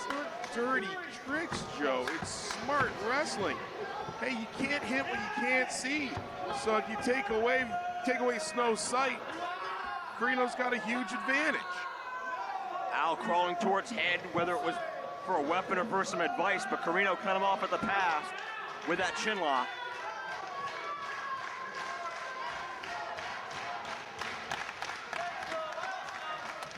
Several wrestling dignitaries on hand to capture this amazing event.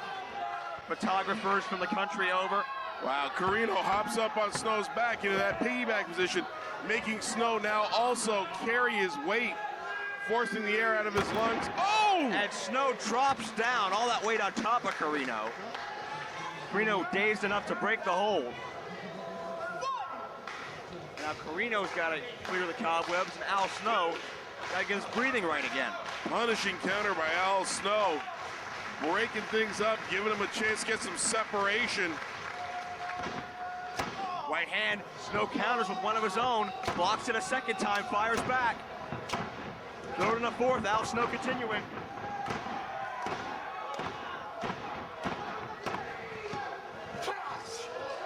Clothesline, Corino to the outside, may have landed wrong on that knee, immediately favoring the left knee. Now, while this gives Corino a chance to breathe, it also gives Snow the much needed chance he needs to recuperate. Wait a minute, what's going on? What? Corino's hurt. Corino is hurt.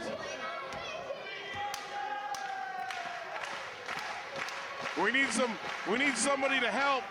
Guys, we need somebody to help Corino. It looks like he's injured his knee. The match is stopped. We haven't heard a bell ring, but the match is stopped as Corino is injured, it looks like. Our officials assessing the situation.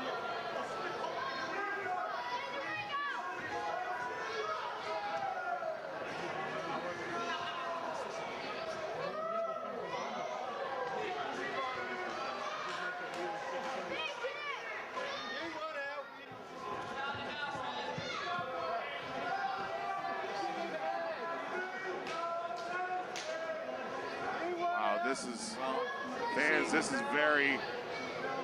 See the seriousness of any match here. I don't know what's going on here. Al Snow jumping down out of the ring to try and help Steve Corino. He doesn't want Corino hurt. And, it's one of those fluke accidents that you can't prepare for, can't prevent. Wow, this is really unfortunate, fans. And as you see, we finally got some people out here trying to help Steve Corino. Snow trying to keep the crowd quiet. This is not a. I don't know what to say right now. Nothing more needs to be said. Well, we got to help. We got to get Steve Corino into the back, and we got to get an ambulance for him. I think there's an ambulance. We've had an ambulance standing by in case of any injury on the show. You never want to use it.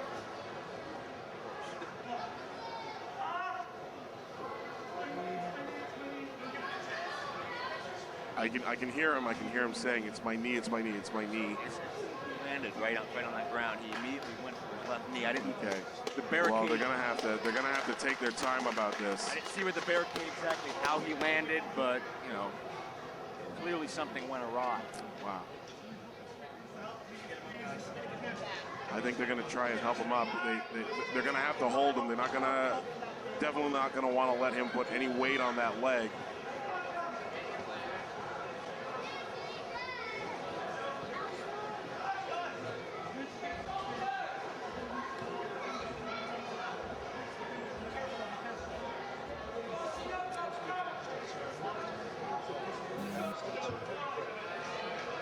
A lot of people here. It's There's a hush in the crowd. They're trying to get his boot off.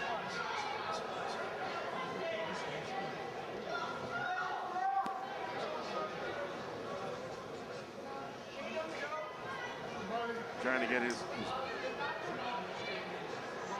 it's their knee, the knee pad. They're trying to take the knee pad down.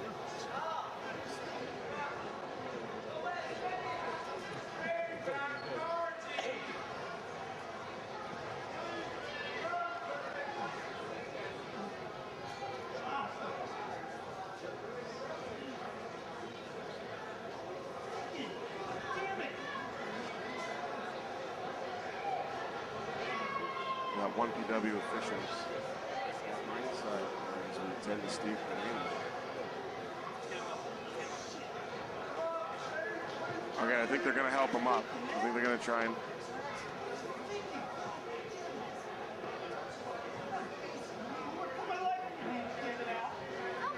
Wow. Corino is audibly upset, is what we'll say right now. And yeah, they're gonna help. They're gonna try and help him up. This is applause from the crowd now as Steve Corino gets helped up. Al Snow there to try and help.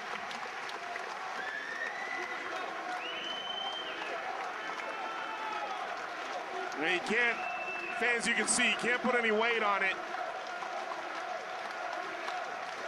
We have to commend the fighting spirit of Corino to make it through an injury like this and still, even though not totally on his own power, be able to walk out.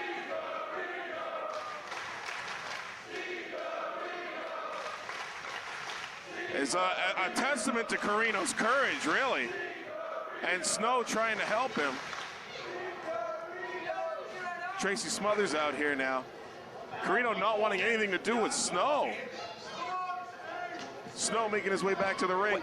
Wait a minute! No! Oh my God! That is the most beautiful thing I have ever seen in my life! You son of a bitch! Steve Corino! You are the king! My God. What an elaborate hoax. All that to get the advantage in the damn match. Soaking in the booze of the crowd. This is fantastic, Dombrowski. Oh, yeah. I'm in hog heaven. This is hideous. Steve Corino, you're my hero. This is reprehensible. Going to town on Al Snow. Yeah, that knee certainly hurts. Kicking the crap out of the Snowman.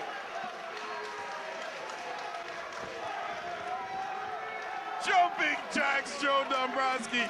It's a miracle he's recovered. Oh, miracle my ass.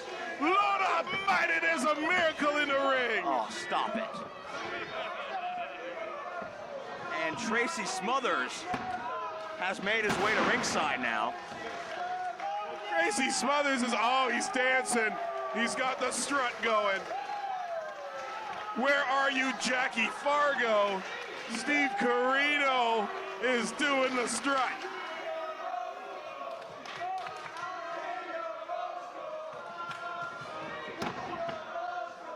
Smothers watching intently. Might want to think he might be challenging the winner after this matchup. Wow. After this match, Steve Corino is going to be appearing on In the Actor's Studio. I think Corino may have crossed the line there.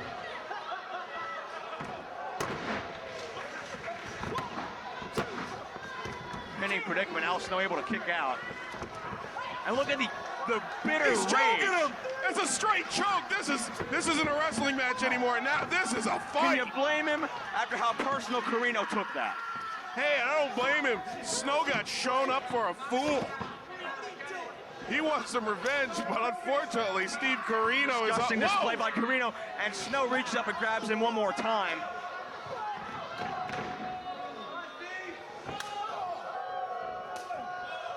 Now back and forth with the chops.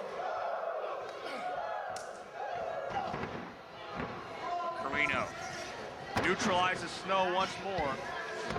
Snap mare. Trying to him up. Al fighting it. Al does not want to be down on the mat. Al wants to be face-to-face with Steve Corino, trading punches.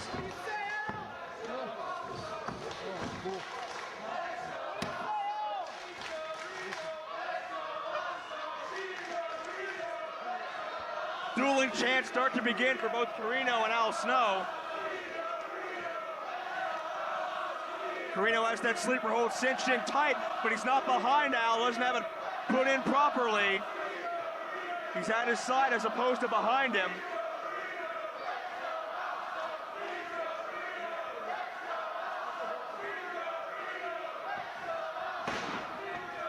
Beautiful counter by Al Snow.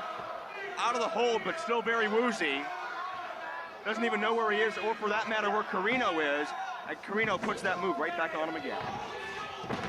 Al, another great escape. Nice takedown by Snow. Grabbing the arm and sending Corino off of him. And Corino goes right back to that sleeper. Little good night Irene action. Kind of surprised to see Corino applying that maneuver from the side as opposed to from the rear. Well, it's not so much applying it from the side as Snow working to turn his body away and into Corino so that he can start to try and get out of the hold. Block some of the effectiveness and find an escape. And at this point, turned like this, it's not so much a sleeper as it is smothering Al Snow with his chest. Al was able to try to minimize some of that pressure and now try to work his way out of the sleeper. Hammering away. Shot after shot. Al ducks under, gets met by Corino, swinging neck breaker. And Tracy Smothers still at ringside. Beautifully executed. Hook of the leg, but a kick out. Smothers now at ringside, cheering on the AWA World Heavyweight Champion. Very, very interesting circumstances. Well, Tracy, you know, who is very loyal to the locker room, very loyal to, you know, quote unquote, the boys, came out here because he thought he was helping his friend Steve Corino up off the ground and to the locker room. He came out of here out of concern for Corino, and now he's out there as a one-man cheering section for the king of the old school. Corino still having his way with a snowman, but Al pops it right back up. Corino goes into the buckle.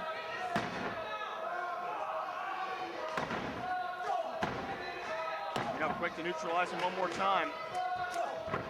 Big closed fist by Corino, right to the mush.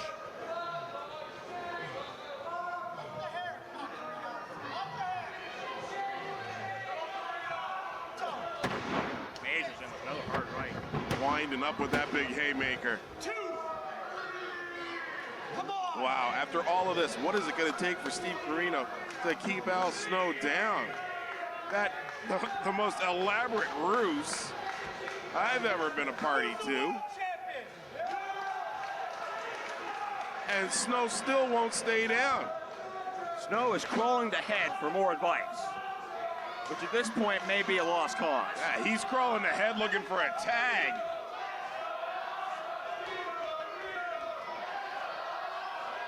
Corino with another right. Snow trying to stay on his feet.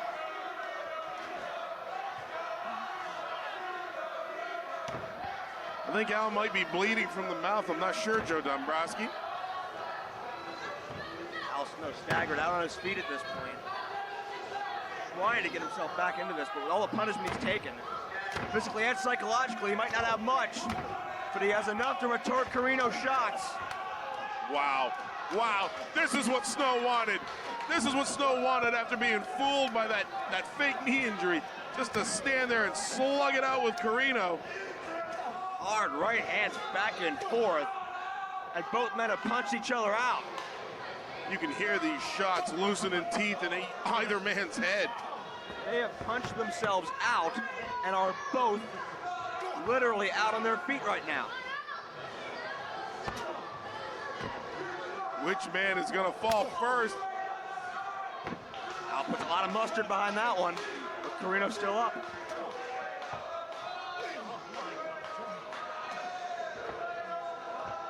Where now they've fallen against each other. I was about to ask, where has either man got the energy to stand? The only reason they're horizontal, vertical right now is because they're leaning against each other. And that whole system has fallen apart. Now continuing on their knees. Punching at each other. This is brutal. My God. They're again punching themselves out. Back and forth.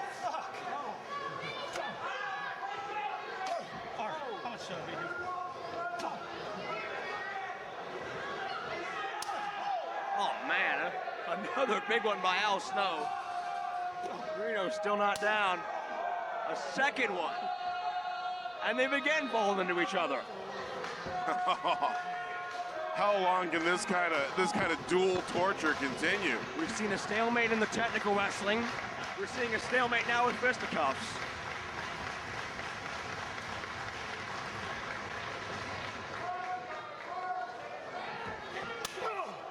And up to their feet, and the process continues. My God, how much more can these guys take? Double right hand, double knockout. Tracy Smothers at ringside, we mentioned, now trying to get some life energy into Steve Corino. One of these two men has got to work up the power, the strength, the intestinal fortitude to get one last big maneuver on the other and go for the pin.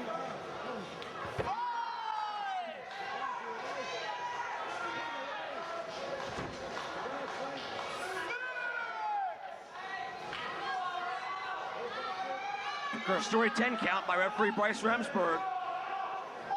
Both guys up to a vertical base.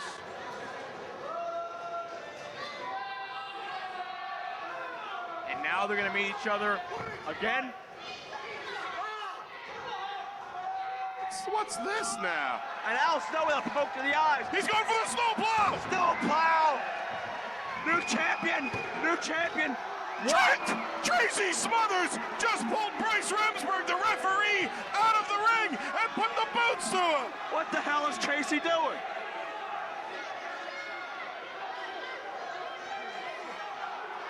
I thought Smothers was just out here as a tourist.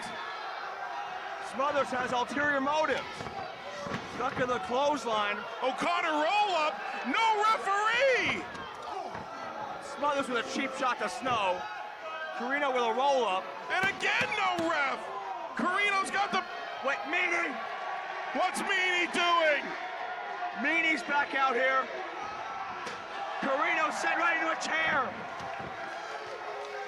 Well, if Smothers is out here, you know Meanie's gonna get involved. Well, it doesn't work like that, fans. Here comes the ref. Another referee out. Is this gonna be a new champ? No! Corino kicks out. Corino kicked out of the chair shot. Snow is hot at Smothers. He could have had the victory. Well, obviously the Meanie Smothers score not settled yet. Well, that connection between Snow and Meanie is also a strong one, going back to the Job Squad. Wait, Corino wipes out the ref. Lariato! We got a second ref down. And Smothers is in the damn ring. What is Tracy Smothers in doing? the ring. This is just breaking down.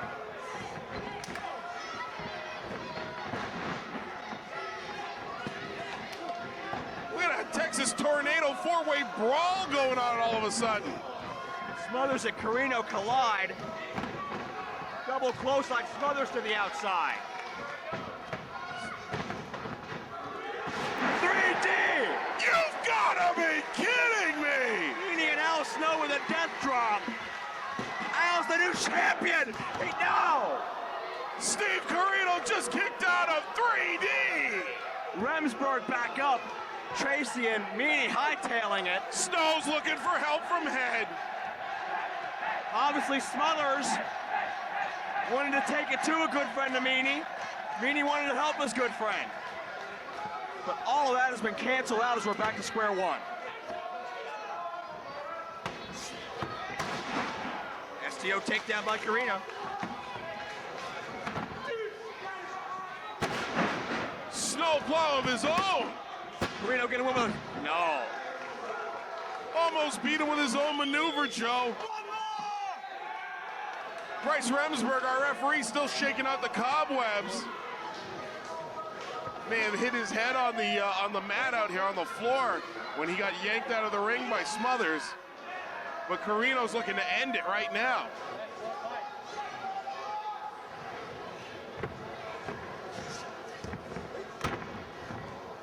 Tries to take him up for a second snowplow. Al counters.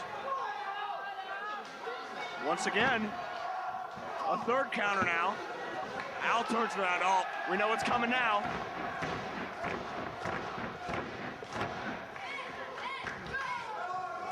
Series of headbutts.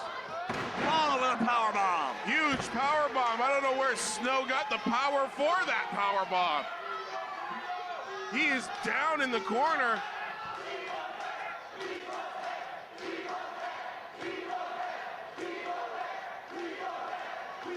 Both guys so physically exhausted after what they put their bodies through for the AWA World Heavyweight Championship.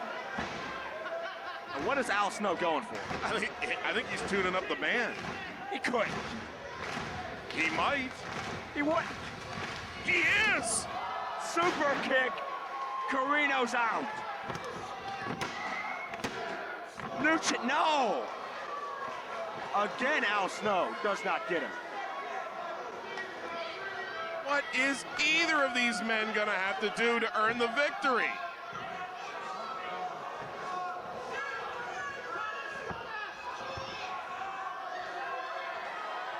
Whoa! Oh, man. We've seen the 3D. We've seen Pedigree. sweet chin music, and now we've seen the pedigree. Two. And another kick out. It's almost as if it's an interpromotional warfare here. A very New York style for the Minneapolis World title.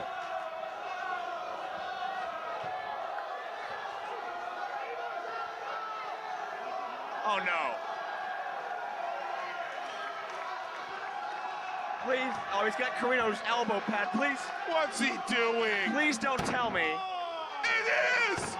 Oh my It's God. the garbage stomp, Daddy! The garbage stomp. The most brutal maneuver in professional wrestling history, the garbage stomp! Oh my God. And now he's putting on an elbow pad. Why would he be putting it on? Well, there's only one reason. And apparently that reason would be... So he can take it off. Here it comes.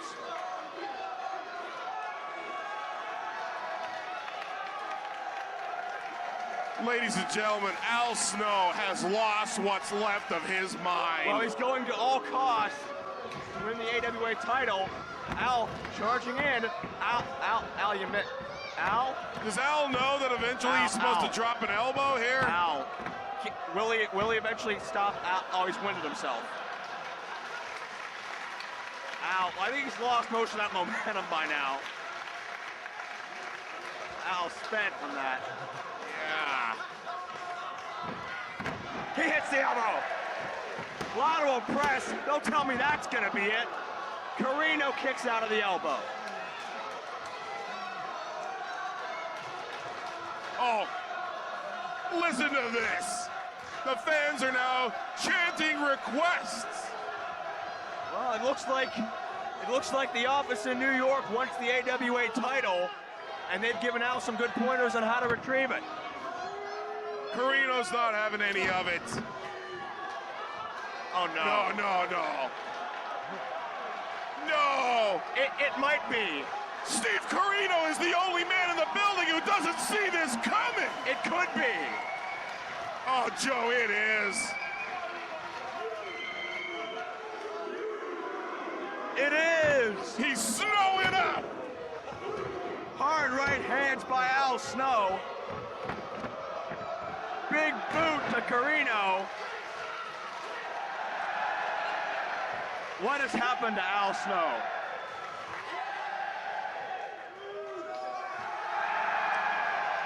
Did Head really tell him to do this? Apparently.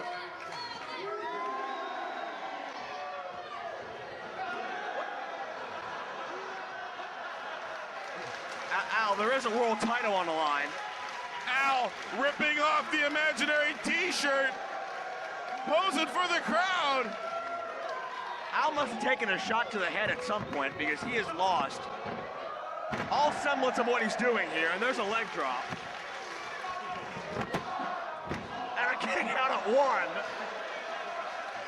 Because how anybody ever won a match with that leg drop, I don't know. Al sends him in. Duck of the head too early. Corino meets him. Goozle. Is he doing it? Choke slam. Steve Corino just choke slammed Al Snow to hell. Cover. Is that it? No. He tried to lay him out to rest in peace. Corino's getting in on the act. No. Angle slam. And down go the imaginary straps. The Olympic slam in full effect. Turns him over. Has the ankle. Ankle lock. Lock. This is surreal. I should do that in an Oklahoma accent. Ankle lock. Ankle lock. Ankle lock. He's got him. My God. I think we've seen it all.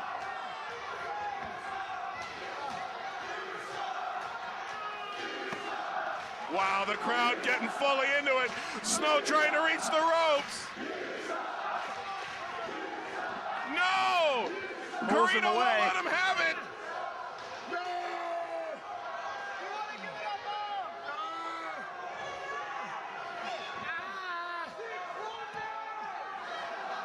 Obviously not as expertly applying the hold as Kurt Oh, Angle. no! Dombrowski! Don't tell me. He just hot-shotted himself on the middle rope. And what, pray tell, is the area code for Lima, Ohio? I don't know.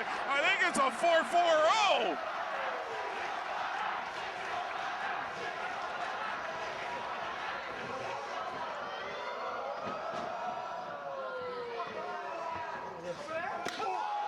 Oh! Well, there's improvisation. Unnecessary.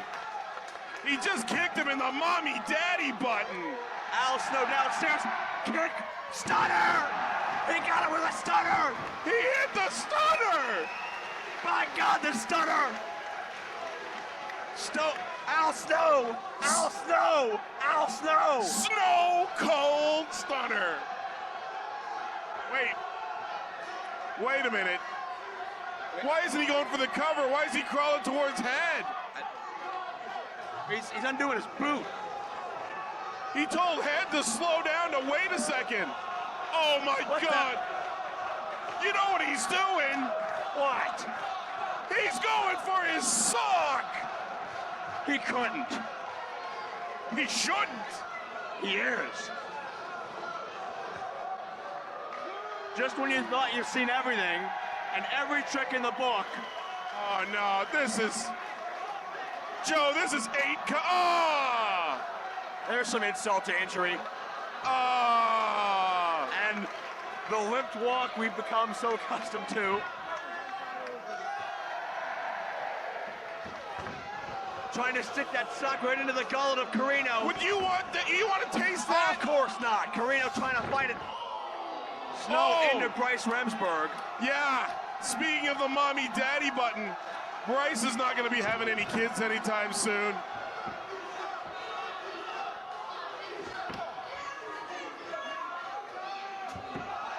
He got him. claw. Al Snow with the claw.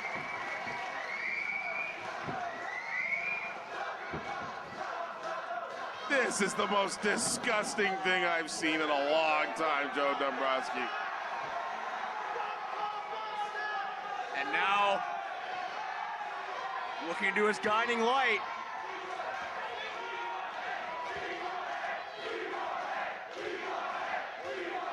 The crowd might want head, but Corino's up! And Corino cuts him off at the pass. Snow never gets to. Are you kidding me again? Smothers is back, Daddy. What is Tracy Smothers doing out here? He's got head! Snow with head. Corino ducks. Tracy gets it. Smothers nailed. Hard lariat by Corino. Hard lariat. He got him. What a match. The winner of this contest, and still the AWA World Heavyweight Champion, the Old School, Steve Corino. Fantastic finish. Steve Corino. Fucking phenomenal. Sandman likes it. I like it too. What a classic AWA world title match. Not in the same vein of Gagne and Bockwinkel, but definitely one of the highlights of the night. That was incredible, Joe Dombrowski. Very, very hard-earned victory on the part of Steve Corino. Well-fought match on the part of Al Snow. But in the end, the King of Old School comes out victorious.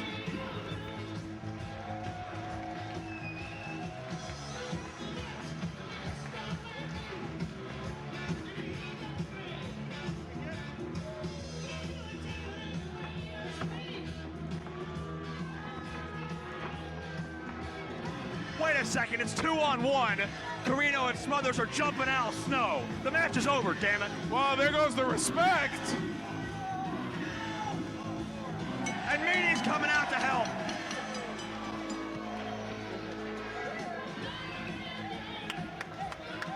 Meanie running off Smothers and Corino.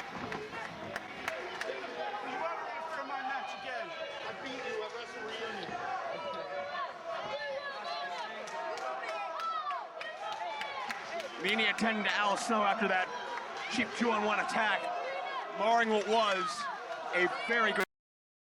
This next contest is scheduled for one fall.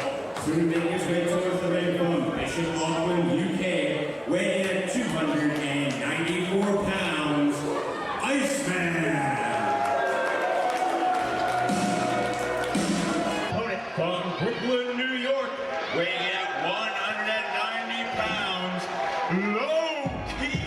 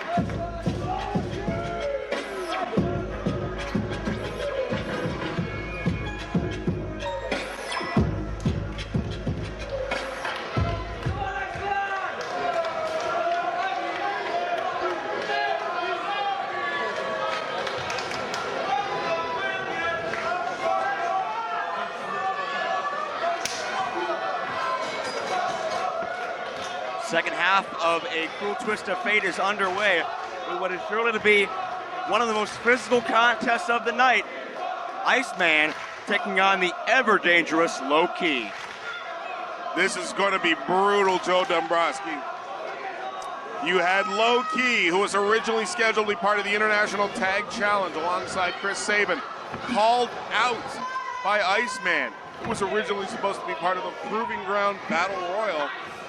Iceman thought that wasn't fitting a man of his distinction in the United Kingdom. Started making phone calls. I don't know how he got the numbers. We started making personal phone calls to many of the people on this roster, challenging people for a one-on-one match. Low-key accepted, and Iceman might live to regret it. Low-key never backs down from a fight. And look at that, lightning fast. Draping that arm. He's trying to hyperextend that elbow using the top ring cable. Iceman did a pretty good job of clasping his hands together to minimalize that pain.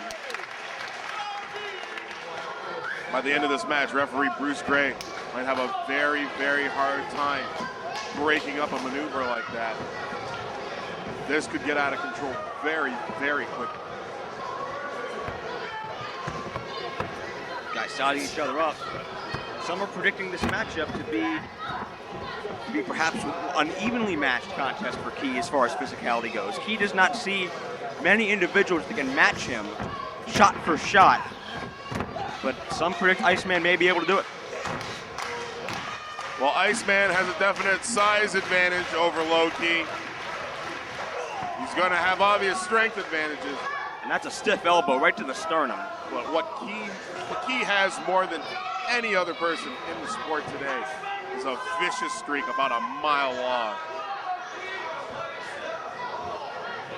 Low-Key's reputation certainly precedes himself. We all know the damage he's caused in his travels in the United States, in Japan, and elsewhere. The bloody, battered, and reddened victims he's left behind. The smile, look at the smile, Joe. Iceman with a shot, and Low-Key just laughed it off. And now, things will escalate.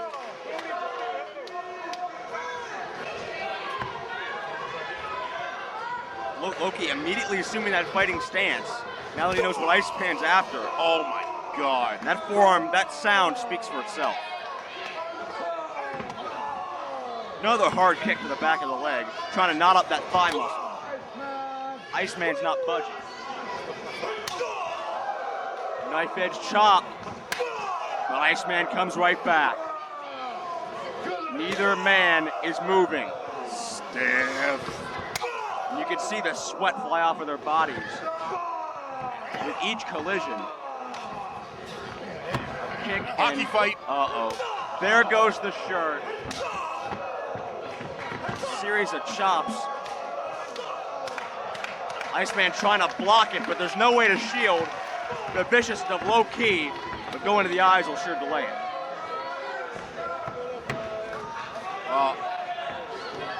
Iceman might be the local, but he's definitely got something to prove against the man of the notoriety and international experience of Low-Key.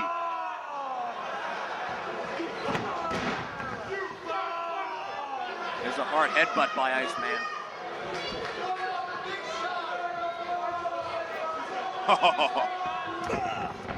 Iceman going for his shirt. Well, that's not a bad idea. Not happy that Low-Key would take his shirt off of him. Oh. The more protection you have on your anatomy from Low-Key, the better. Iceman has Key down now. Wow, so far I am impressed by Iceman. The ferocity. It's usually tough to budge Low-Key. Tough to get a reaction out of him. Oh, Iceman's getting a reaction out of him, Joe. It's tough to get Low-Key off his game, but that's what Iceman's done.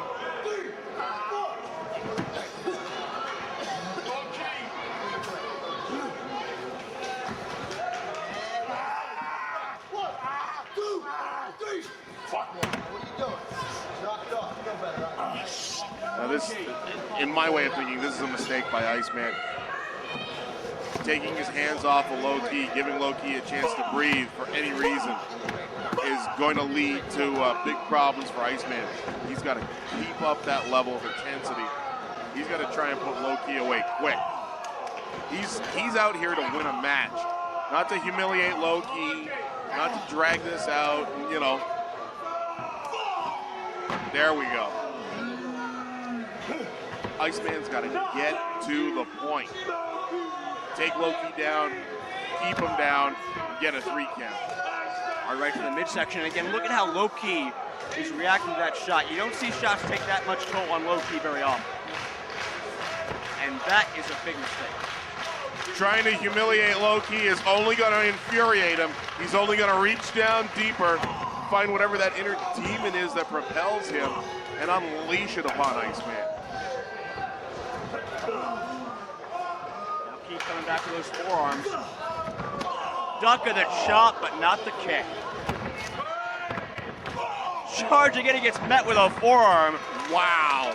And Low-Key staggered all the way to the other side of the ring. Low-Key ran full head of steam straight into that forearm, Joe. Iceman pressing the advantage, forearm shots. Breaking ice, he's cracking cement with those forearms. He charges, clothesline connects. He obviously knows how to use his size to his advantage.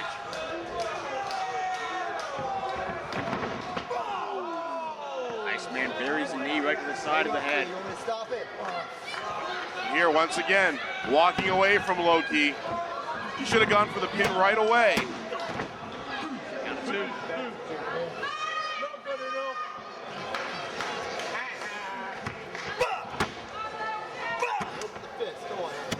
I give credit to Iceman here. Low-Key usually so dominating in his matches, but Iceman has had his number for most of this match. Hey, listen, I give all credit to Iceman just for stepping into the ring with Low-Key, challenging him and stepping into the ring with him. I had an opportunity to fight Low-Key a few years back, and let's just say that I wasn't upset when it didn't happen. Indeed, and Low-Key firing back with those kicks, wearing away at Iceman. Just the impact, all you need.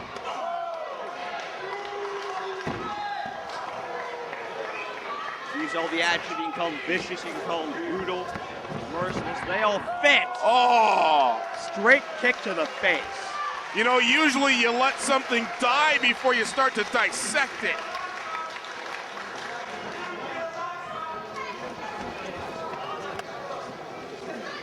Get up, oh my God.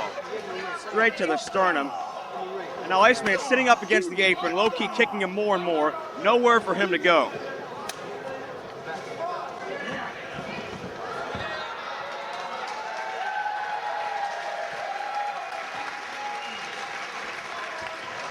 You know, sometimes, Joe, when life hands you penance for the sins you've committed. Well, I don't know what Iceman did, but he's getting it back in spades. This was Iceman's doing. He was the one that laid out the challenge.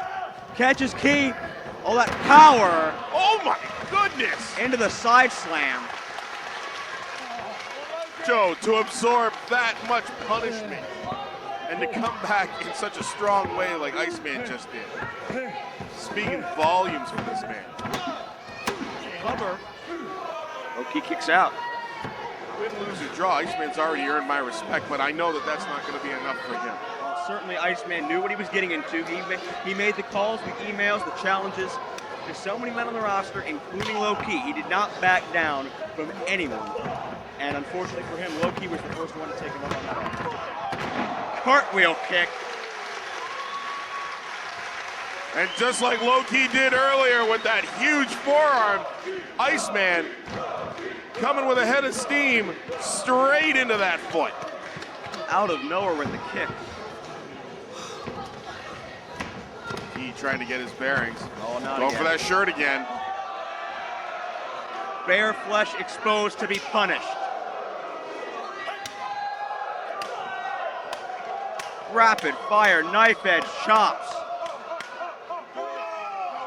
Iceman helpless against the ropes, and Low-Key's not stopping.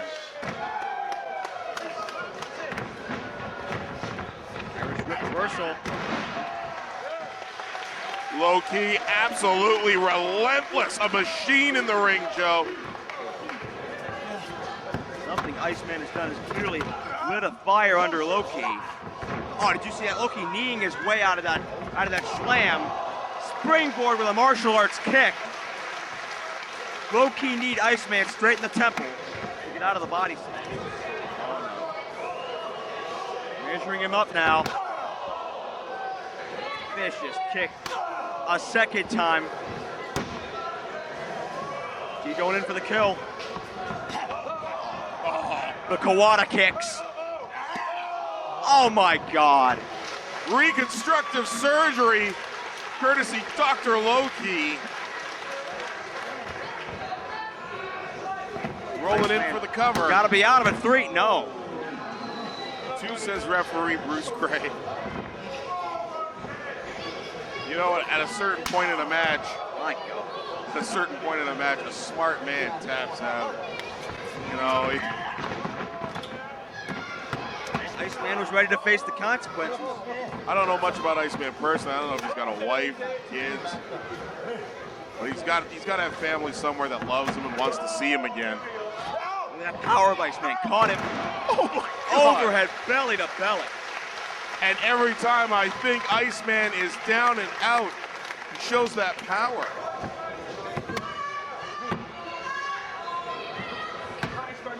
All right.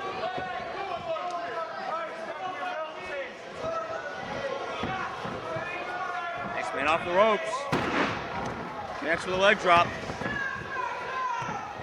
And once again, knee between the shoulder blades. Third time, 300-pound senton. Wow.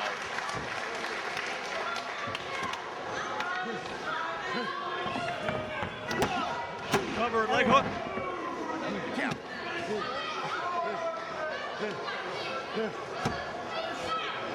I'm stunned, Joe. Did you think we were going to see this kind of offense out of the Iceman? Not at all. And if I were Loki right now, I'd be stunned as well. Loki's encountered a lot of young punks in his day that think they can match up with him, but obviously don't. Iceman may be Loki's match.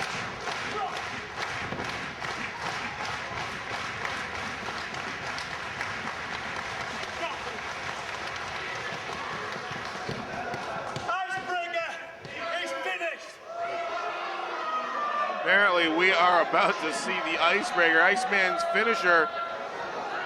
Loki blocking it. Using the ropes for leverage, hanging on to them.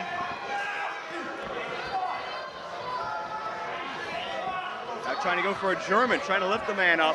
Loki's got a death grip on the top rope.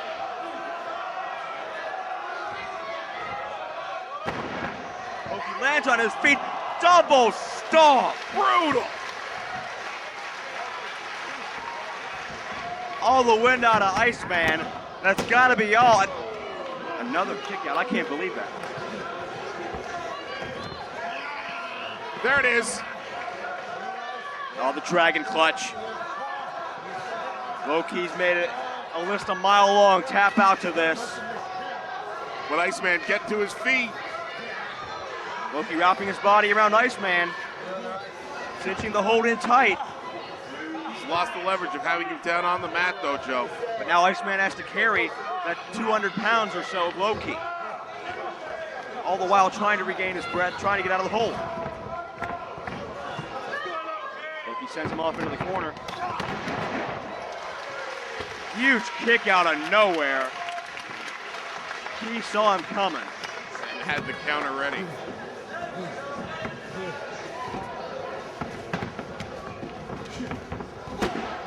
Got a cover. Iceman kicking out. Referee Bruce Gray says a count of 2. Kicking out. I think it's obvious Iceman does not know where he is in the ring. He could easily have reached out, touched that bottom rope, saved himself the physical energy, trying to shove Loki off the top of him. Another hard kick.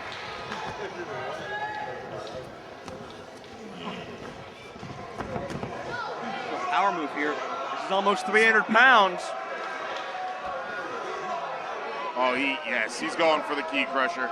Not the Key Crusher 99. I don't know if he's ever gotten anyone as big as Iceman up for that. Another Kawada kick.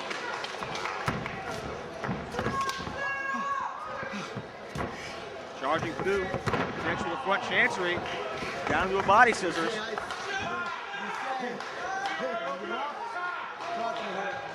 Loki maybe going for the choke out. That's a choke.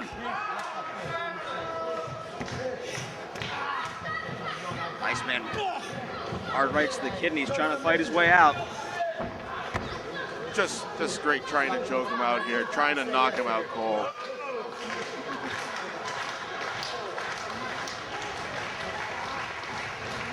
There he is. You can see him wrenching back on Iceman again. Now kicking him in the small of the back with his heel. Oh my God. And Iceman comes right back with a clothesline. Wow. And this matchup has escalated yet again.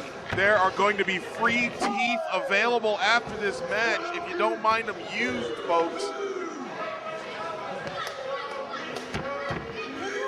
Iceman proving he can match low key as far as physicality goes. Are we sure Iceman is a part Samoan? Well, I somehow doubt that, but he certainly is as tough as they come here in the United Kingdom.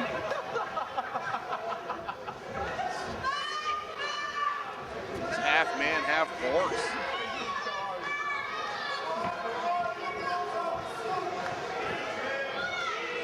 Now look at Iceman, still dazed from a series of Kawada kicks. Can't even go in for the kill at this point. Very groggy. Now he's hooking him up for that icebreaker that he mentioned. Well, Nelson cinched in. Icebreaker, maybe no escape for low key. Blocking it. Oh, look at that counter. My God, into a cross arm breaker. You ever seen anything like this, A Joe? vertical cross arm breaker. And Loki, he's gonna pull that shoulder right out of the socket unless he breaks his hold before 5.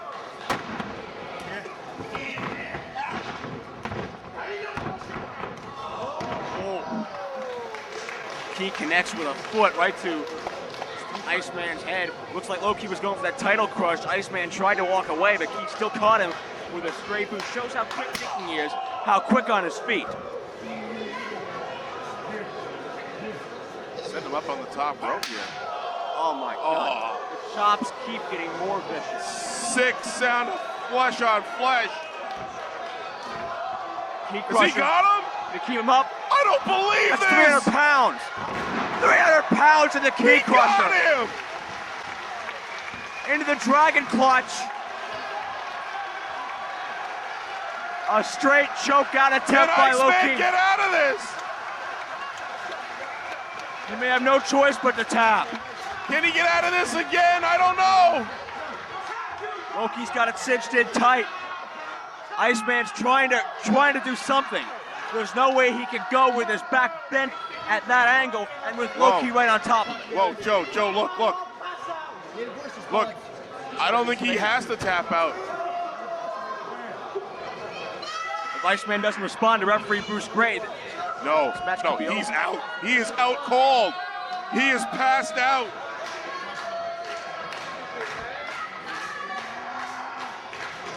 Oh, signs of life. Iceman still trying to fight through it. Trying to fight through the pain. Trying to defeat Loki. Make this the win of his career. But his body just gave out on him.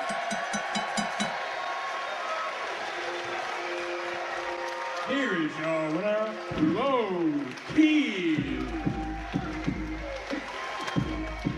Iceman fought a hell of an effort, but in the end, his body just gave out on him. Fight through it, Joe. He was lucky. Iceman was lucky to live through it.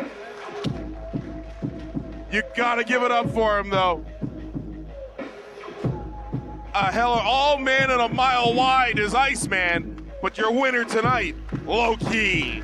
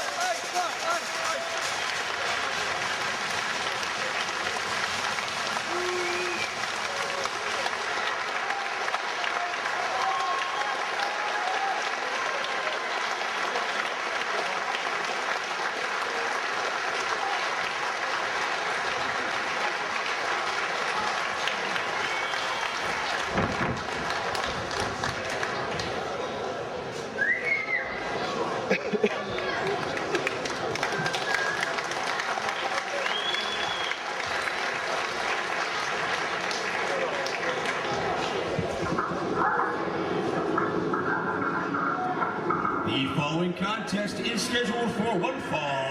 Making his way towards the ring from Milwaukee, Wisconsin, good old USA. Weighing in at 202 pounds, Austin Aries.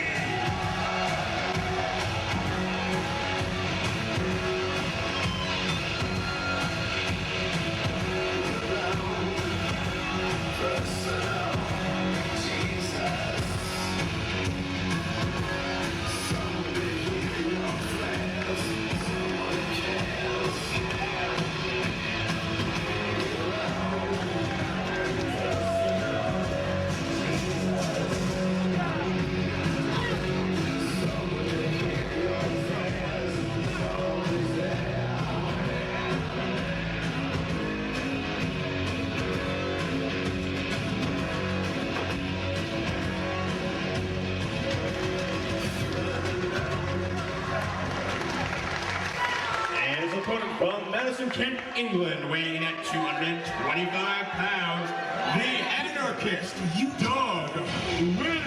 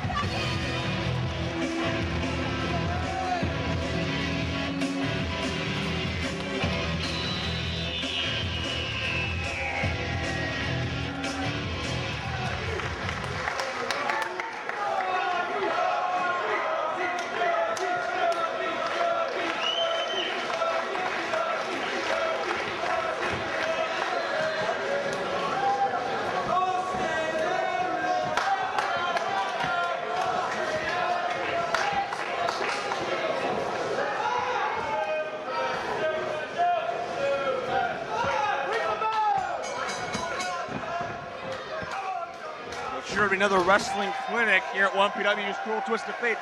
Joe Dombrowski alongside the completely unreasonable Anthony Kingdom James. Yeah. For Austin Aries taking on the anarchist Doug Williams. Well, a couple of guys who are familiar to Ring of Honor fans, especially of late Austin Aries, the former Ring of Honor world champion, Doug Williams, who was with the promotion early in its creation. The top contender for that world title. Indeed, Doug Williams certainly one of the most well-traveled UK-based superstars to compete here in 1PW. And a pure wrestling champion in Ring of Honor as well.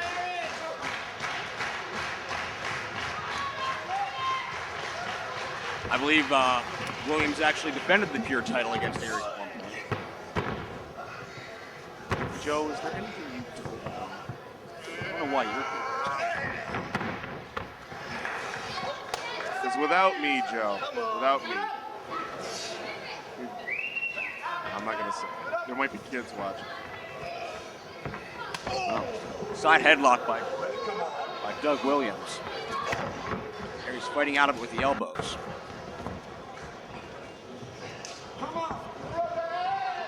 Slow pace to start things out. Been one of the most anticipated matches on the card thus far. Bryce Remsburg a little confused. I'm not sure why he didn't move in to break that up a little sooner. Dazed by everything that's going on tonight. Anytime. Don't blame him. It's been a very eventful evening, with so much more yet to come. Definitely got our two big main events tonight. Double main event on the horizon, but first, the technical wrestling prowess of Williams and Aries. Both guys going back and forth, exchanging hard forearms. European uppercut of Williams.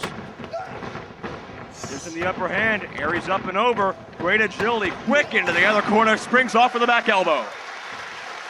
Where did that come from? Electric from Austin Aries.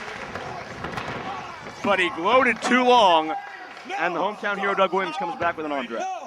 Flash from Austin Aries. Pure wrestling substance from Doug Williams as a counter. Williams working on wrist lock now. Aries ducks under. Grabs the arm of Williams. Williams rolling around to get leverage on his side. Now he's back to the court. Aries, of course, recently making big splashes in TNA, contending for the X-Division Championship, among other high-profile matches. And so far, it's been a battle of leverage, back and forth.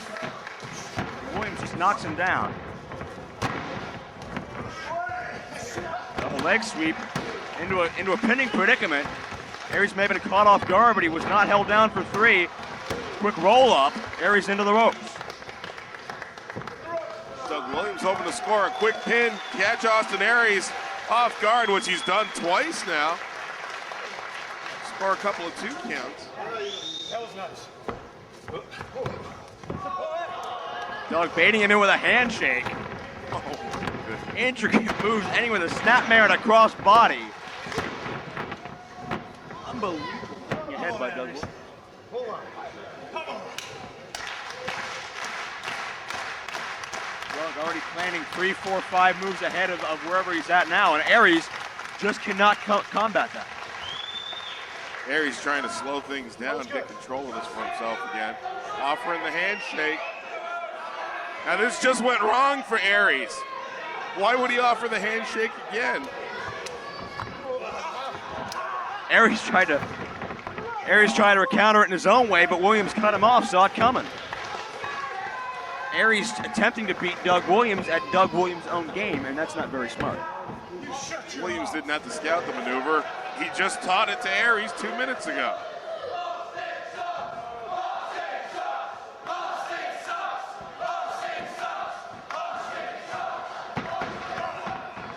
Went for a boot, caught him, takedown. Now focusing his attention on the legs.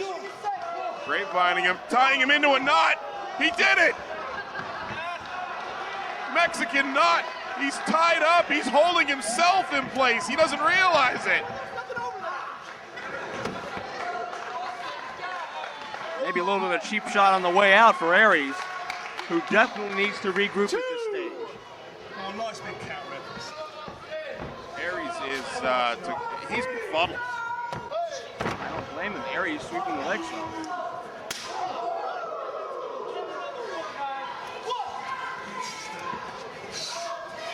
Taking him for a walk. What's he doing? Sends him face first into that ring apron. Metal meets wood, does not feel good on Fleisch, and a second time. Everything Aries is trying here is just backfiring on himself. Totally dominant so far, but Aries sneaks in a shoulder tackle. Blew the ropes with a tope. Now that connected. Found the opening brilliantly. Went high risk right when he needed to. Williams just bounced off that ringside barrier. So it's paid off. This is the most rest Aries has had in this match. But what does he do next, Joe? That's a very, very good question. Because already in Doug Williams' mind, you know he's thinking about the moves Aries had thought of.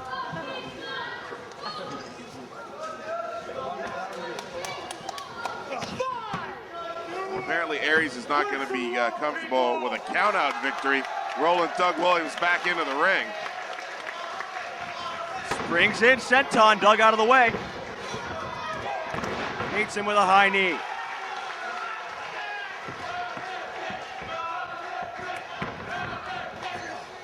Whoops, Aries puts on the brakes. As does Doug, and a knee sends Austin Aries back to the outside.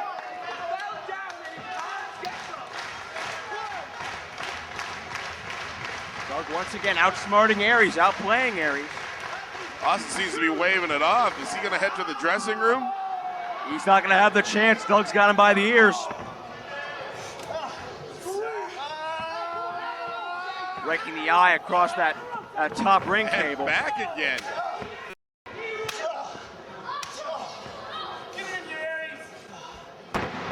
Springs in.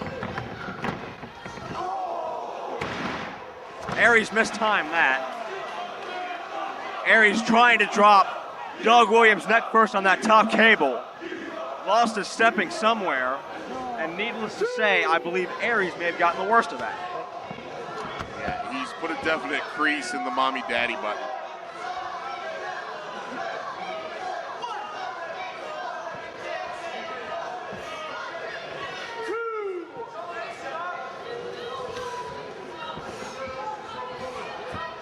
Harry's out there like his little league coach told him to walk it off. Harry's still able to get the neck snap on the top rope. You can see Aries in considerable pain. Now springs in with that senton, but he's noticeably affected by that miscalculation he made a moment ago. Elbow into a 2 count. Aries walking very, very deep. Those extra seconds it took him to get to that cover could have cost him this matchup.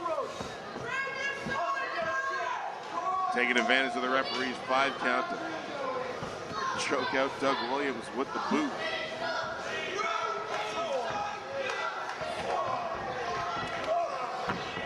Stiff forearms now. Williams gets cut off with a boot from Aries. Charging in.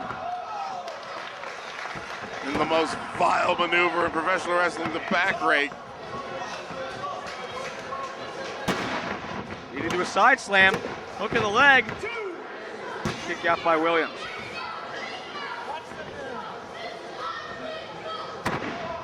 Drives the point of that elbow. Right into Williams. Second time now. Right in the back of the neck.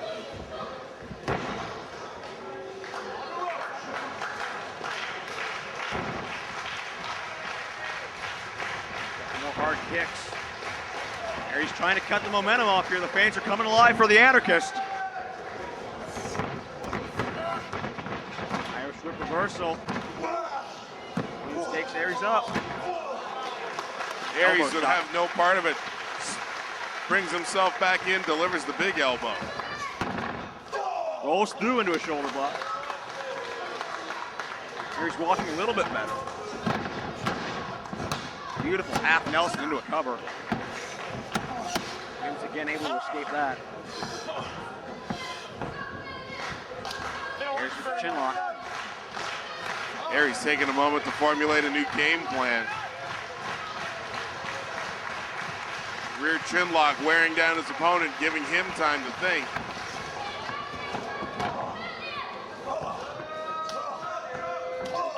Long shots.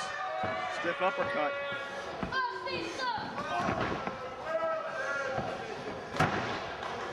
Aries takes control right back in his favor.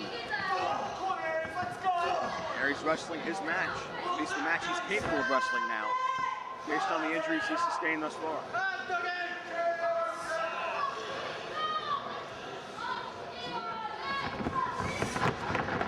Irish whip. Doug gets the boot up. Doug went for another knee. Aries counter, neck breaker. Doug gets dropped. This could be all. Near fall.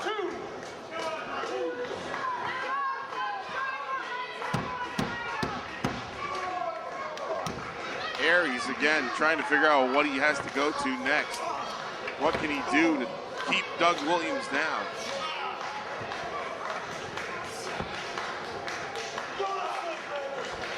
Over clutch by Aries.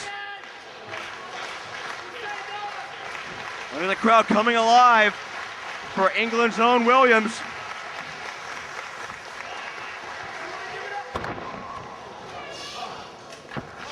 Drops him right across the knee. Rolls through. Twisting elbow drop. Cover off of that, but Williams escapes. Awesome array of maneuvers on the part of Austin Aries. But still, Doug Williams back up into the sitting position.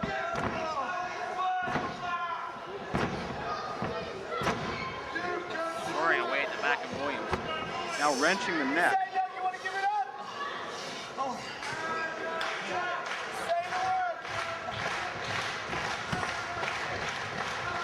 Crowd coming alive once more for Williams. They've been with him through this entire ordeal.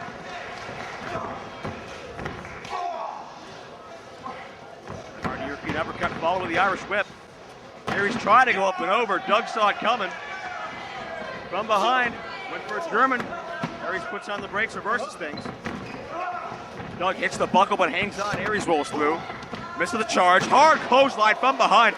Aries sent for a loop.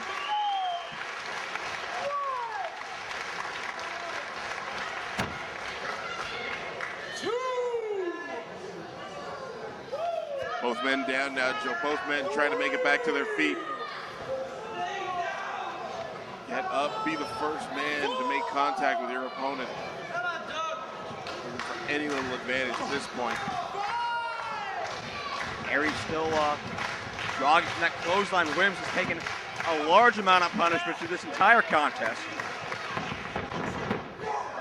Williams charge, hits that high knee this time. Out of the corner, hits one more. Doug's going up top. High risk. Went for a knee. Aries out of the way, but Williams puts on the brakes. There's that thinking ahead. Hard slam. Into another knee. Landed right in the jaw. Aries escapes it too.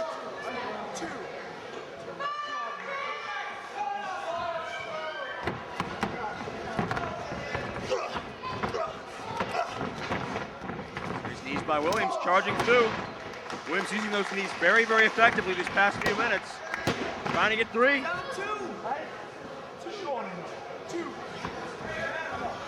He's starting to grow a little impatient. Aries just will not die.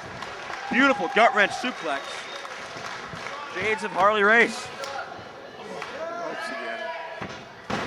And he hits it. He it. was looking for that time. Now Doug gets the cover and gets a near fall. Sure. Two. Chaos area. Let's finish. Come on. Yeah. Come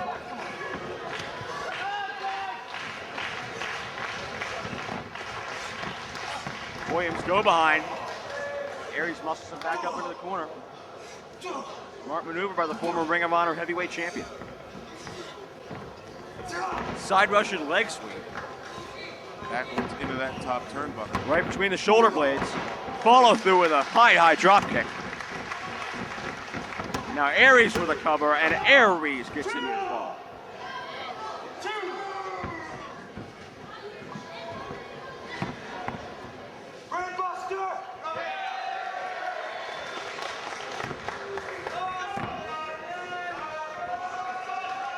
Aries setting him up for a brainbuster. Now you heard him call it moments ago. And a knee. More resourcefulness than Doug Williams, but Aries back with a hard clothesline. Number two, no. Another close situation. How was Williams able to sneak that knee into the face of Austin Aries? I'll never know. Incredible presence of mind.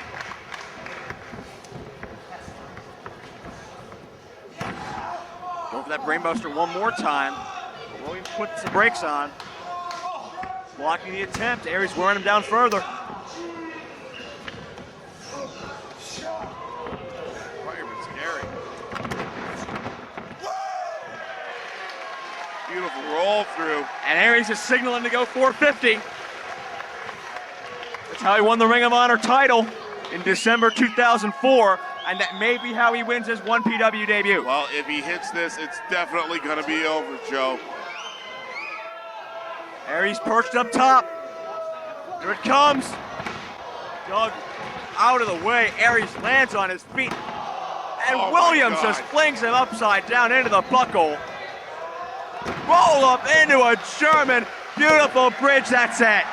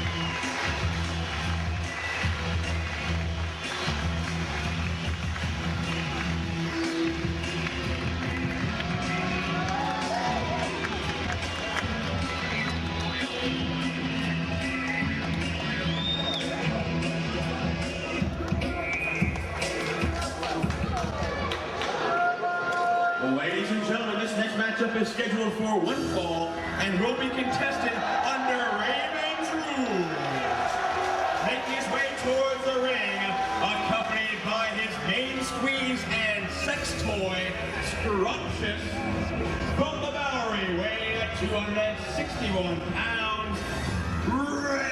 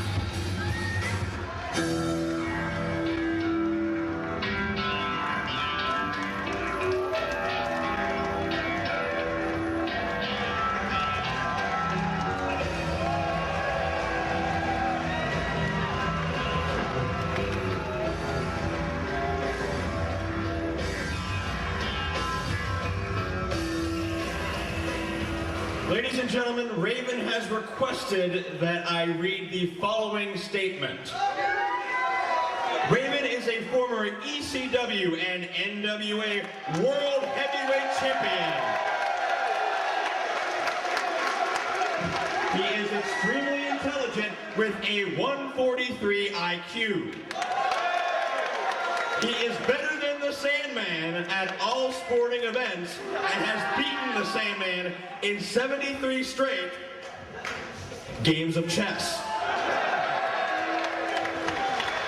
He believes that Tommy Dreamer is a fat ass and his friend Martian Boy is an idiot. He finds the UK weather to be unseasonably rainy. He also says that British people are stupid and have bad dentistry. He says soccer is a game where you kick a ball, not football. He thinks it is hilarious that the Doncaster Rovers lost the football game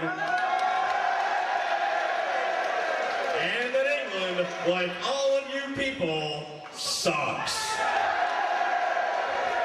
It's amazing to me what a bunch of bad hygiene, poor dentistry morons you people are. Yellow teeth, each and every one of you. You are so stupid you don't even realize you're being insulted. The color blue. Zit face. Slutty whore. Superstar. Tommy Dreamer, his ass is so huge it has its own weather system. The Sandman is a moron, an idiot, and a buffoon. Hey! Anything else? Hey!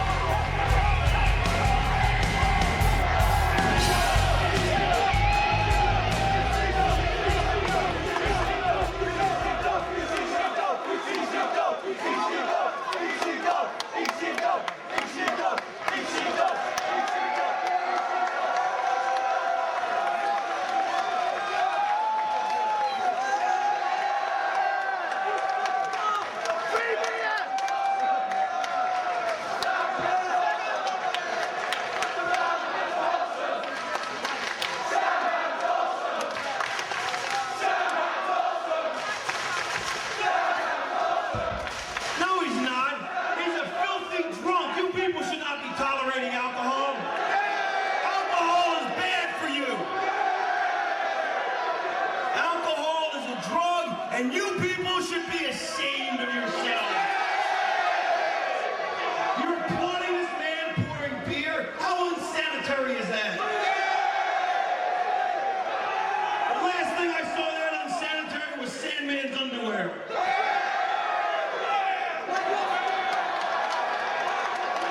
Is that directed at me or at her? Hey, come on down, tough guy. You want some of me? I will beat your ass.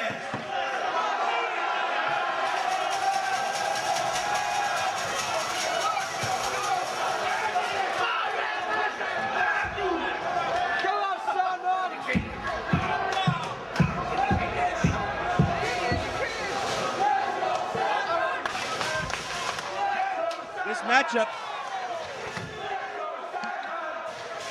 officially underway. Raven versus Sandman. Raven's rules, no disqualification.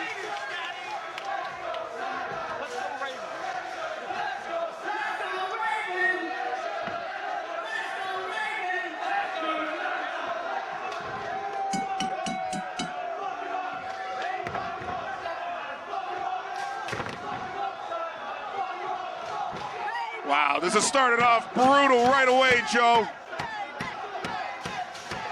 Ravens rules, no disqualifications. Fighting on the outside already, and now Raven using the kendo stick, the Singapore cane, to try and choke out Sandman. And Raven's main squeeze and sex toy Scrumptious, wasting no time getting involved either.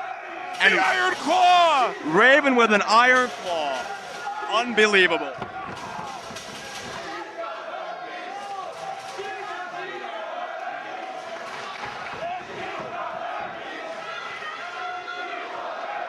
Very interesting chant directed at Scrumptious. Raven's in control of Sandman. Sends him in.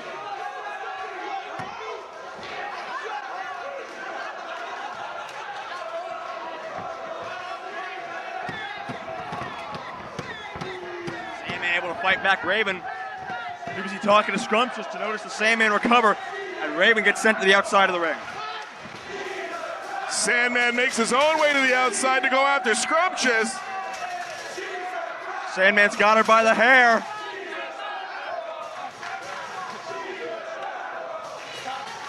Leading her around the ring. Double noggin knocker. Raven into Scrumptious. Sandman's having fun so far.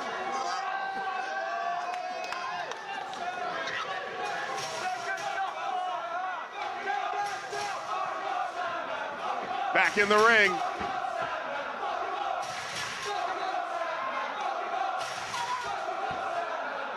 Joe, I'd say that referee Bryce Remsburg had lost control of this match already, but I don't think he ever had it. I'd say there's no reason for controlling Raven's rules, and when you're dealing with Raven and the Sandman, you know exactly what you're gonna get.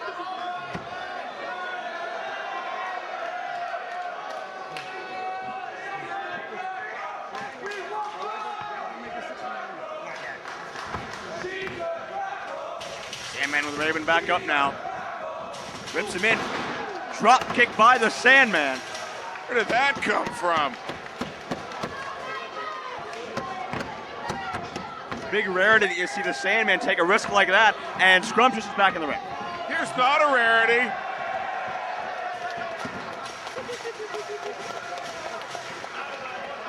I believe that would scientifically be called the 69 press.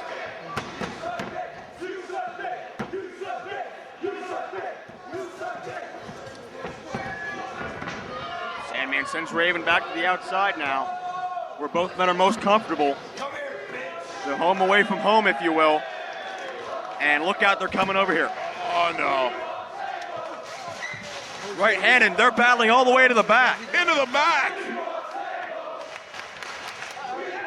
Raven trash can to the back of the head of Sandman. Never saw it coming. External occipital protuberance. That Joe steel Dombrowski. can. Well, Raven going for a shopping cart.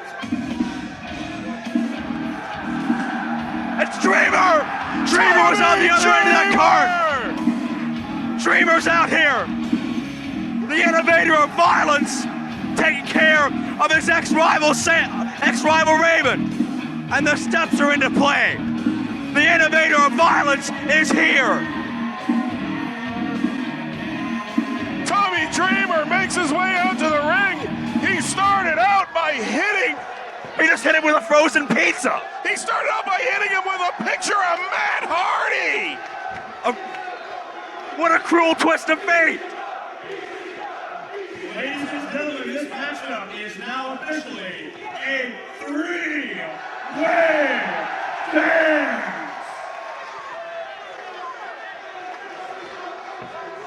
Sandman doesn't want any part of it. Sandman's getting out of here. Dreamer just hit Raven with a title belt of some sort. Replica ECW title belt. For sale via One-Up Games. Oh my God! Look out.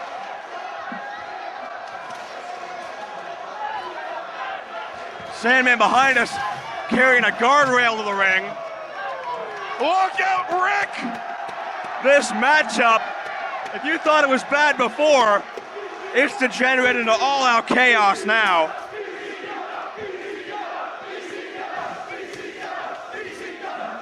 Joe, I don't understand how something can degenerate when it starts at the bottom. Raven's throwing shopping carts, throwing trash cans. Sandman's already drunk. That's not gonna help him walk any better. What do you mean already drunk? Has he not been drunk at some point that you've known him? Well, that's a good point. And Raven wants the mic.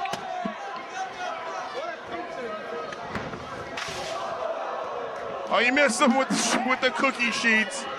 You're up the creek, and I at the pad. Food is flying. Bad puns are flying.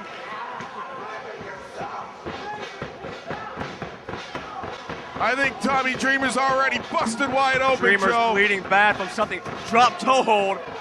Dreamer's head goes right into the side of that trash can. You can see the dent. Half the ring is taken up with garbage. Shopping carts. There's metal plunder rails. everywhere. Plunder! Raven's got a couple of Singapore canes. Well, Sandman's got a piece of pizza. I guess cheese in an open cut wouldn't feel too good. Dreamer's got the shopping cart. Oh, Sandman. Look out. Don't turn around. Sandman and Dreamer may be aligned by their hatred for Raven, but this is anything goes. He just rammed that shopping cart into 3 items or less. And a trash can to the head of Sandman. Look out. Raven sent to the outside. Remember all the deeds Raven's done. Oh no. Oh no. Look out. Shopping cart on top of Raven. Remember all the dirty deeds that Raven has performed throughout the years. Crucifying the Sandman, turning his family against him. The wars with Tommy Dreamer that lasted for well over 2 years. And now Sandman and Dreamer are now at odds. Oh, Sandman's got a garbage can over Dreamer's head. And he's getting the paddle.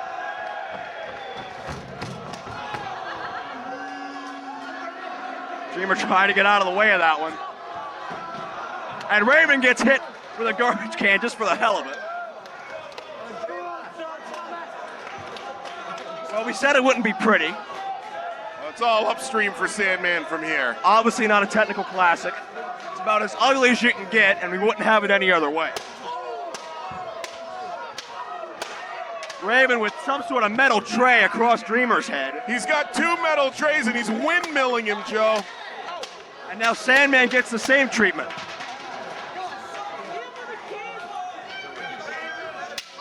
And now Scrumptious with a shot. Scrumptious better run.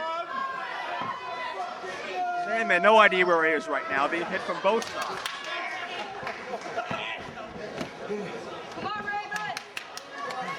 I'm just trying to drive that Singapore cane into wherever he can reach. Sandman back to the outside now. Raven and Dreamer, perhaps the most famous rivalry in ECW history, reenacted here in 1PW.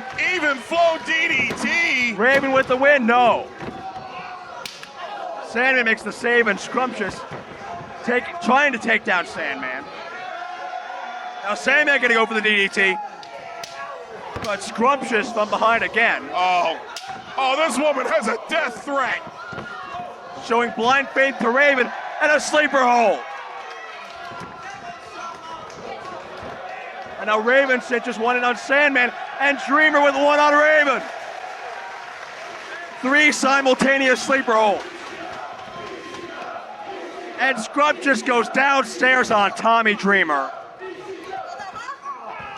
Sandman downstairs on Raven. All the holds are finally broken.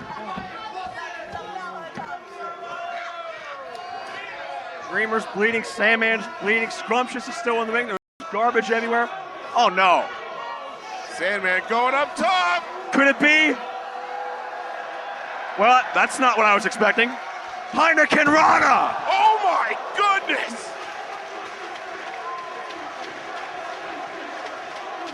My God. I don't think Scrumptious knew what she was getting herself into. Sweet Lord Jesus in a birch bark canoe. This is insane. And now Sandman with that guardrail across both Dreamer and Raven. Sandman's going up top again. High risk. Senton onto the guardrail, sandwiching Raven and Dreamer. The man does himself as much damage in the ring as he does to his opponents. Just the fact that he's too stupid to die helps him. Sandman putting his own body at risk to put away Dreamer Raven. Nothing new for him. I don't know if we've had one attempt at a cover so far.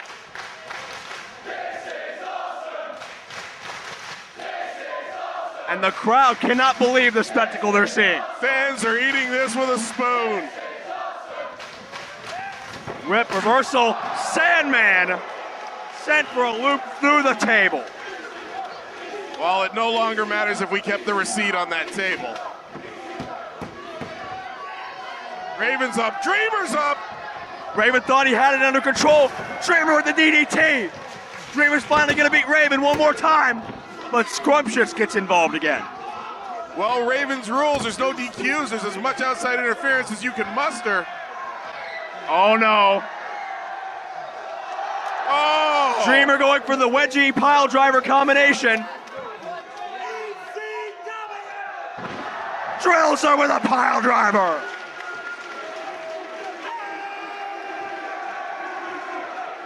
Scrumptious is out cold.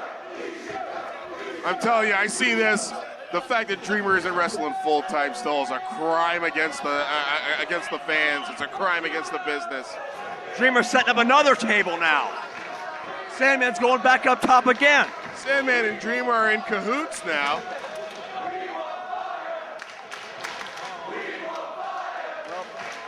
Sandman up top. Oh my God, another senton off the top. Through the table, through Raven. Is that it, Joe? He's got him.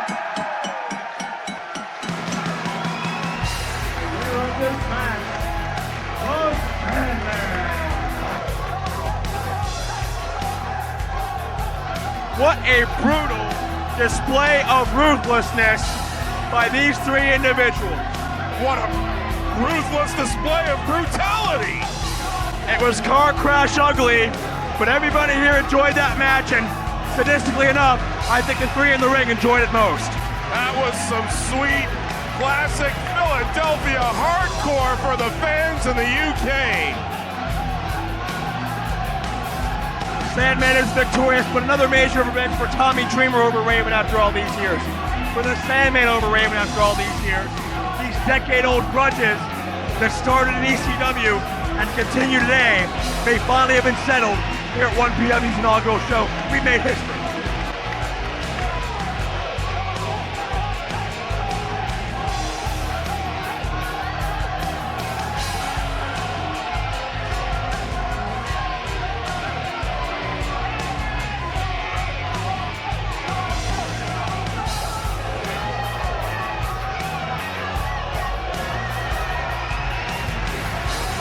Dreamer now tossing unused weapons into the crowd.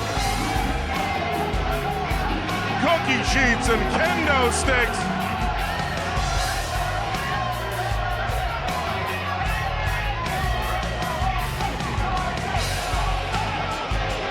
Sandman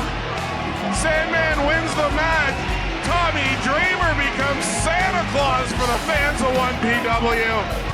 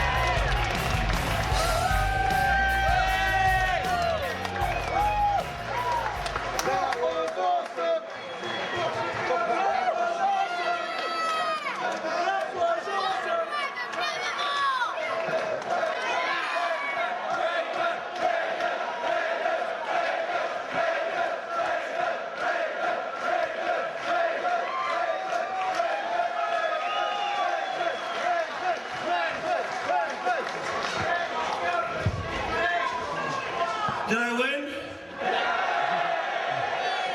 Are you okay, Veronica? Hey, it couldn't look any worse than you did before the match. Doncaster, as much as I want to say you suck, you guys rock.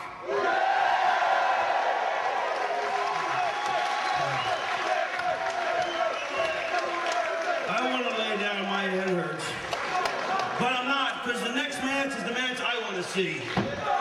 So, there's a reason we didn't go on last tonight, and that's because AJ and Abyss deserved to go on last. So that's the match you want to see. I'll allow my fine feathered friend here to introduce him as I wrap myself up, take my biatch with me. Make sure you clean the ring out for these guys. They deserve it. Thank you, Doncaster.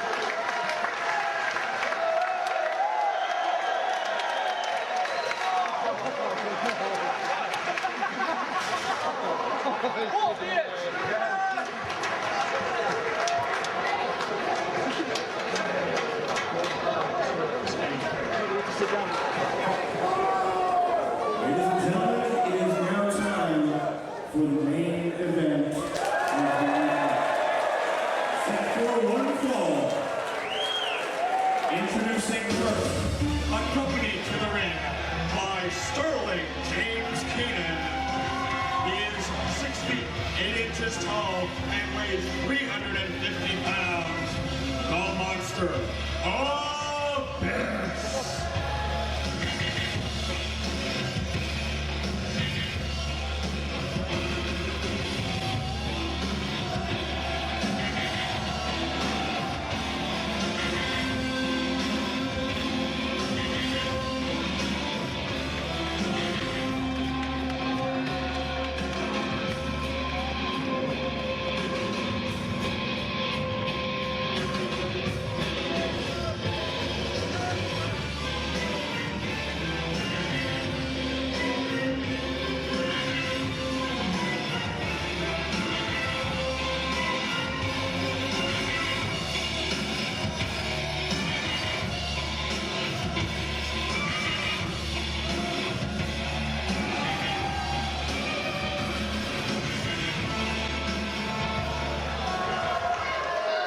His opponent, hailing from Gainesville, Georgia, weighing 212 pounds, the phenomenal AJ Styles.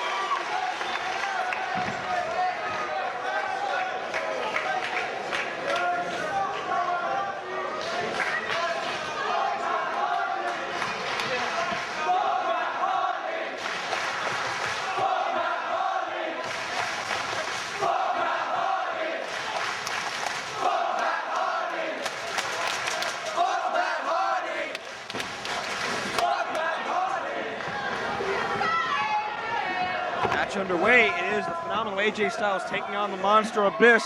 This is our main event of 1PW's Cruel Twist of Fate. Joe Dombrowski alongside Anthony Kingdom James.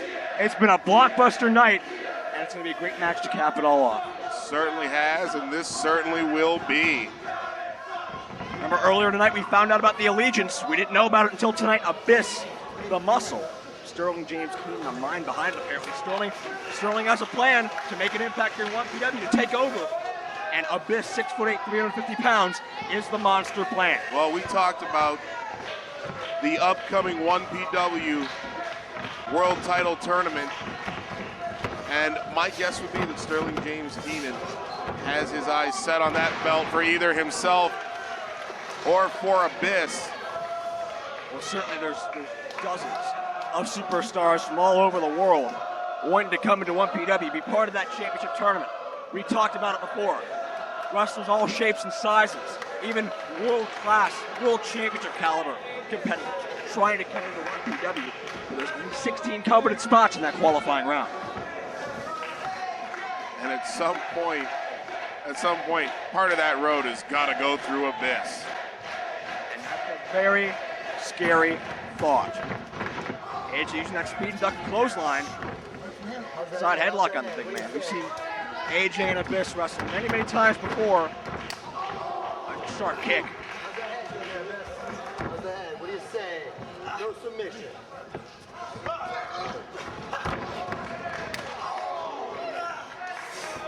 AJ with the side headlock once again. Abyss going to shoot AJ off. You gotta wonder just how powerful Sterling and Abyss are gonna get. Oh, wait a second. Trips him up. What?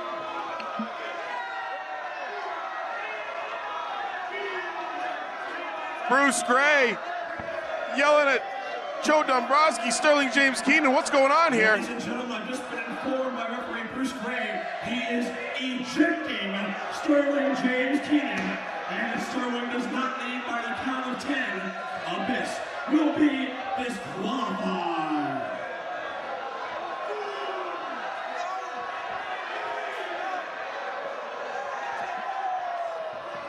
Joe Dombrowski, what is going on here? Sterling got caught tripping up AJ, and he's out of here, or else his charge loses his very first match under his tutelage.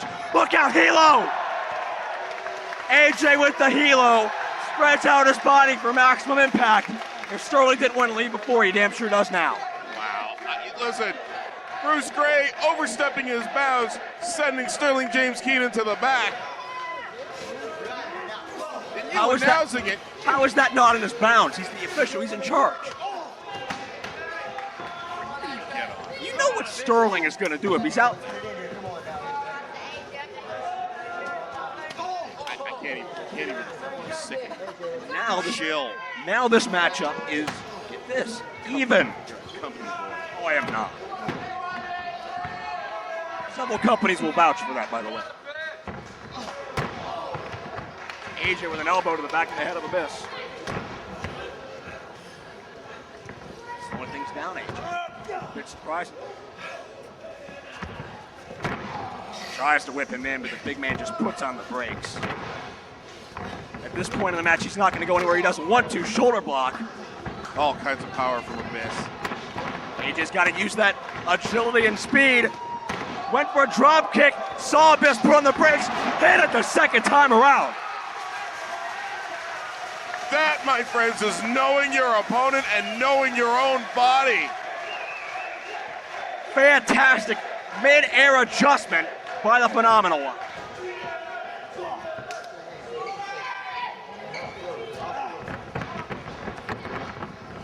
This sends him in. AJ on top of the shoulders and comes off with a Hurricane Rana. Did he just hit a Hurricane Rana? He sprungboard up to the man's shoulders.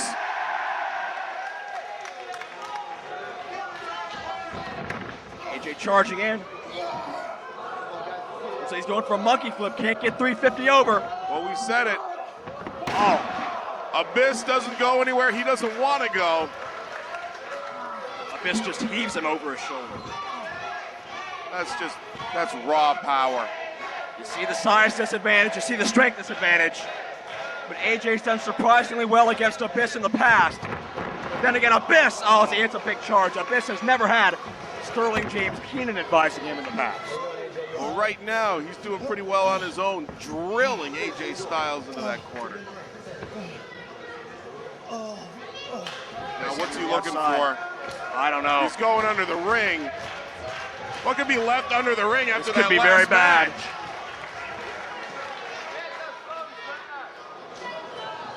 Looking for something. Comes out with a chair.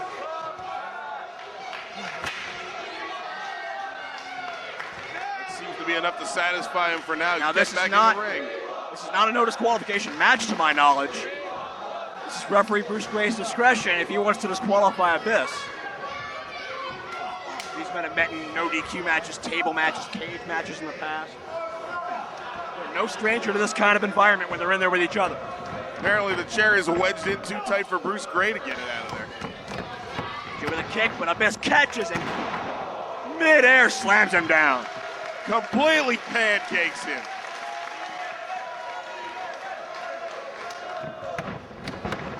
Going for the cover. Not enough, though. AJ Styles escapes and continues, but Abyss still in decisive control. The match is obviously going to have The ramifications and repercussions on both sides of the Atlantic, Joe Dombrowski. Not about that. With 1PW officials, the board of directors, watching each of these matches very carefully, deciding exactly who deserves to be in those title tournament qualifiers starting January 7th and 8th. This matchup, as well as all the others, will be very intensely scrutinized. January 7th, 2006 here in Doncaster, January 8th in Blackpool. It's going to be an amazing weekend, that's for sure. AJ, No turning back. there is no turning back from here. AJ gets out of that neck vice. Sees the elbows to the midsection. Monster dazed a little bit, but not enough. Beats him with a boot. Uh-oh. Powerbomb. AJ squeaks through. Sunset flip. Momentum carries all that weight over. Oh For the no. slingshot. Slingshot. AJ head first into the chair. Look at the way that chair is bent. That's all skull on steel. AJ is out. Abyss can take all the time he wants now and just roll him over and get a 3 count. Absolutely. AJ is out cold. No way to stop the momentum, no way to shield himself. AJ had no control over how his body landed in that corner. And Abyss is taking his time. He's just toying with him now. Got something else in mind, obviously.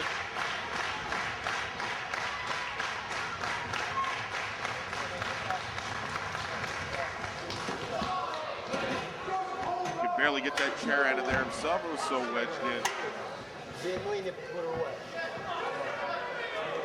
Look at that dent. Abyss is nowhere near done yet.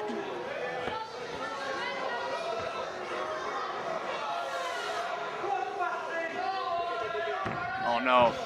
Might be going for that avalanche. AJ sticks the chair up. Abyss gets crotched.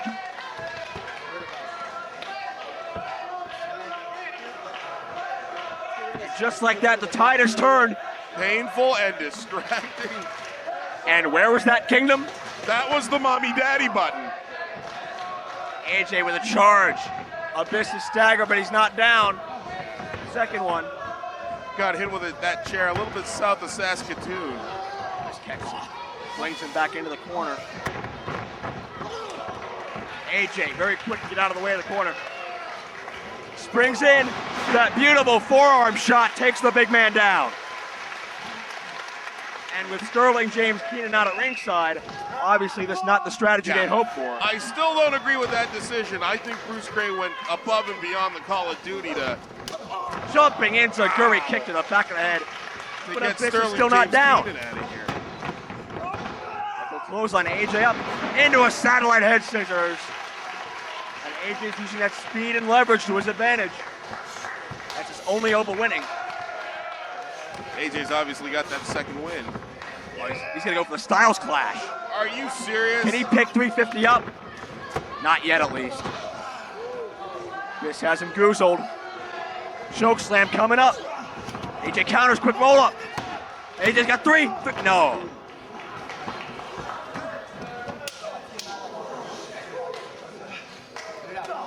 Got the monster back into the corner now. Hard forearms.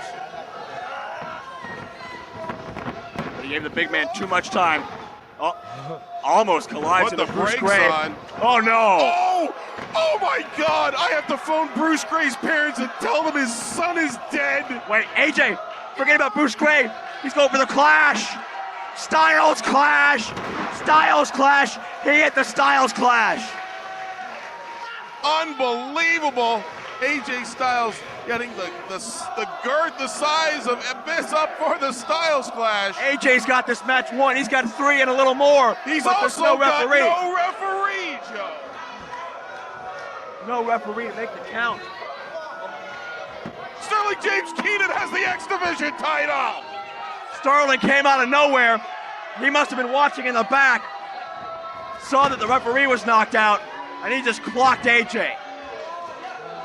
And Keenan Nailed him with his own title belt. And there you see what Sterling thinks of Doncaster. Keenan's done his business, and he's leaving.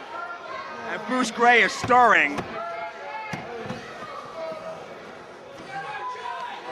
cover. Abyss has this. Abyss has three. No, AJ got out. No! Sterling's plans have been thwarted again. How did he kick out of that? I have Takes no the idea. X Division title straight to his skull, and he's able to kick out of It that. becomes a question now of what does Abyss have to do to beat AJ Styles? Well, if I'm Abyss, I'm going straight for my ace in the hole, the black hole slam. Or that shock treatment we saw him obliterate Spud with that earlier in the night, but Abyss looking for more toys. As if we haven't seen enough tonight. Oh, no! Oh no! How did that even get out of the ring? Thumbtacks. He's got the bag. That can only mean thousands of thumbtacks. Well, the latitude that they've been giving this match might be backfiring on AJ Styles. That giant bag of thumbtacks. It seems that Sterling's gone into desperate measures to make sure Abyss does not disappoint in their first outing together. Oh, here it comes. Oh my God. That's just a frightening sight. My God, how many are there? Abyss spreading out the thumbtacks.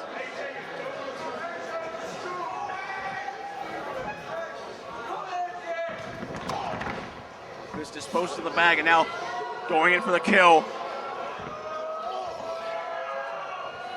AJ trying to fight out of it. Abyss has him. Chokeslam on attacks. He's going to chokeslam AJ on the attacks. He's going to end AJ's career just like he and Sterling promised earlier tonight. Back elbow, AJ escaping it. Hard Huge clothesline. clothesline. Bruce Gray just finally starting to come around. He's lost all control. Another clothesline. Abyss not in the tax yet. Could this be it? No. Abyss back in control. What is this? Powerbomb attempt?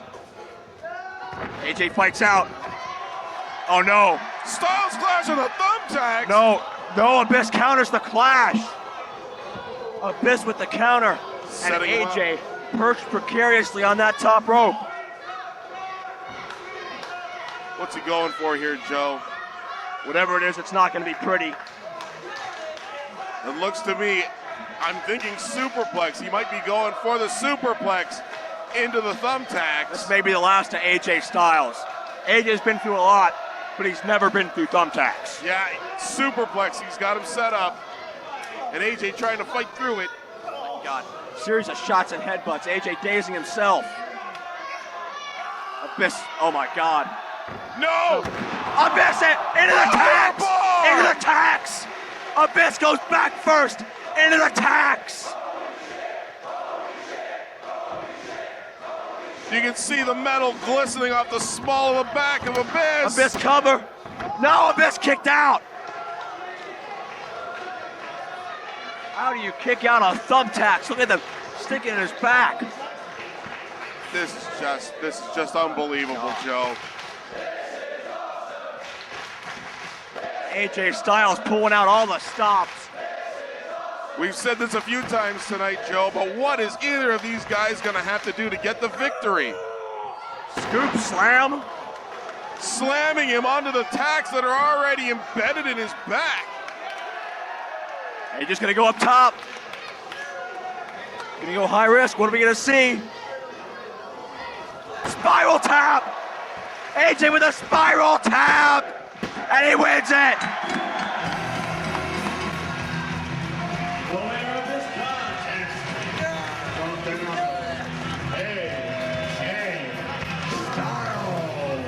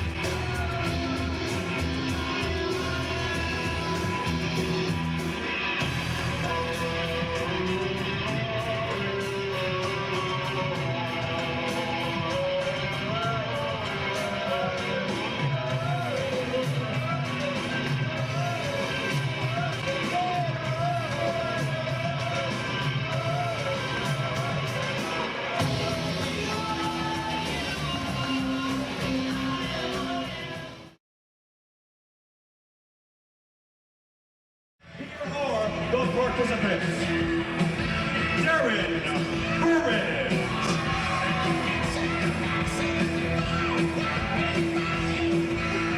Marcus Cool. Danny Stevie.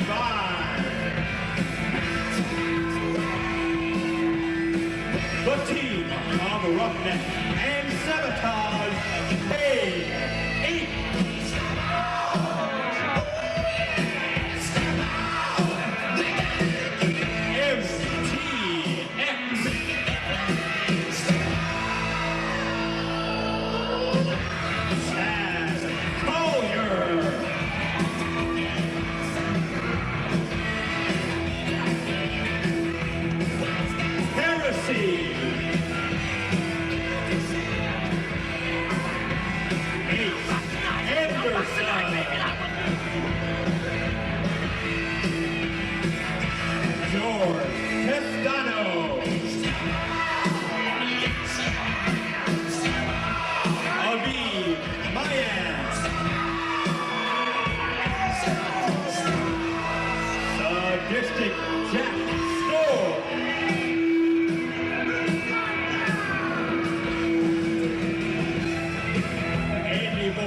Sabin. Golf model, Danny Hope.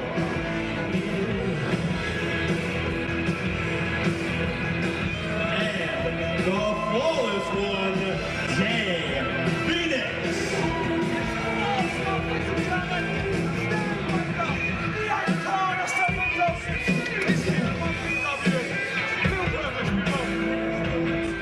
And British Born Steel.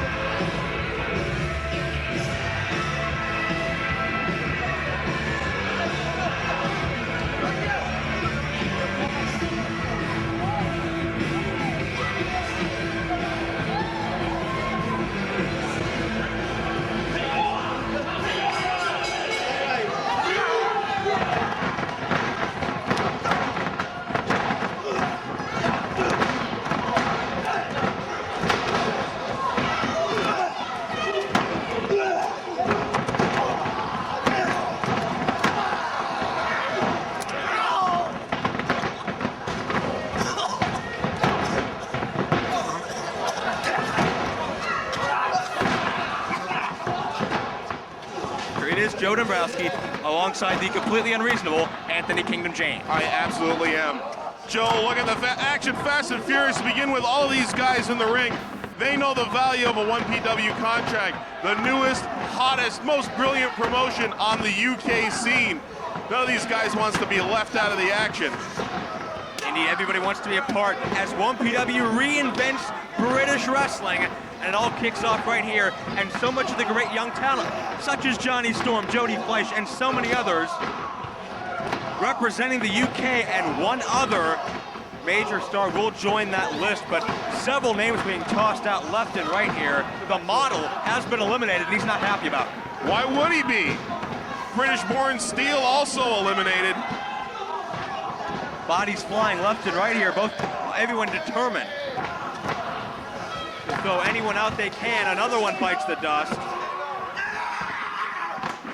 Bodies flying everywhere as this matchup continues. You know, Battle Royal is so dangerous. So many arms and legs, so many bodies flying at you.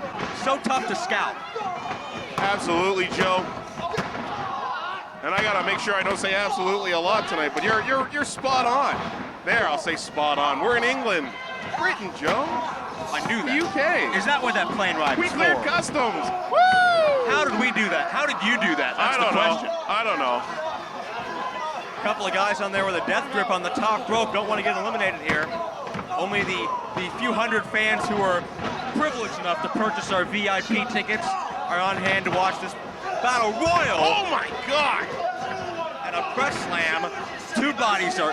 That's half of Pain Inc. Pain Inc. in there. Look at the size of these two guys compared to the rest of this crowd.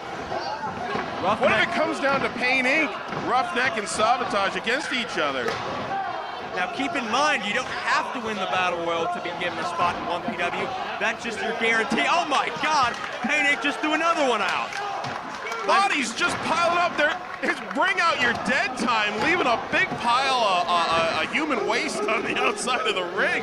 If it is a situation where you have one or two guys so dominating as Pain Inc. has, maybe 1PW will give a look at him, win, lose, or draw in this contest. And Pain Inc. has come out here with a purpose, and they have something not a lot of other guys have. They have that tag team cohesion in there. They have an ally.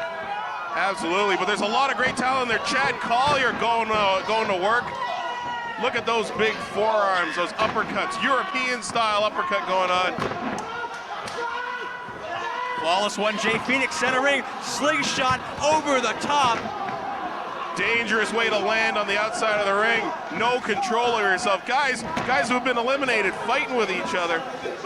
Not happy to be to have lost the chance at this 1PW contract here tonight, Joe. You mentioned Chad Collier in the ring. He's the one foreigner in this matchup. The standout from the Ring of Honor promotion, the technical wizard trained by D. Malenko.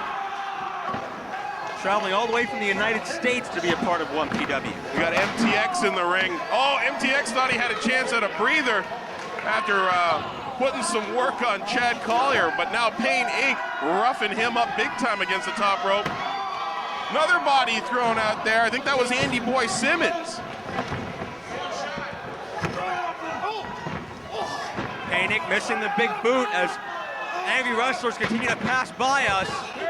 Oh, and Pain Inc., their advantage is gone. They're cut in half, and now both members of Pain Inc.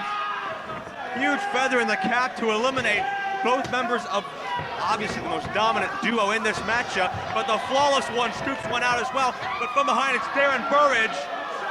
And Burridge gets Jay Phoenix. Collier's got one out.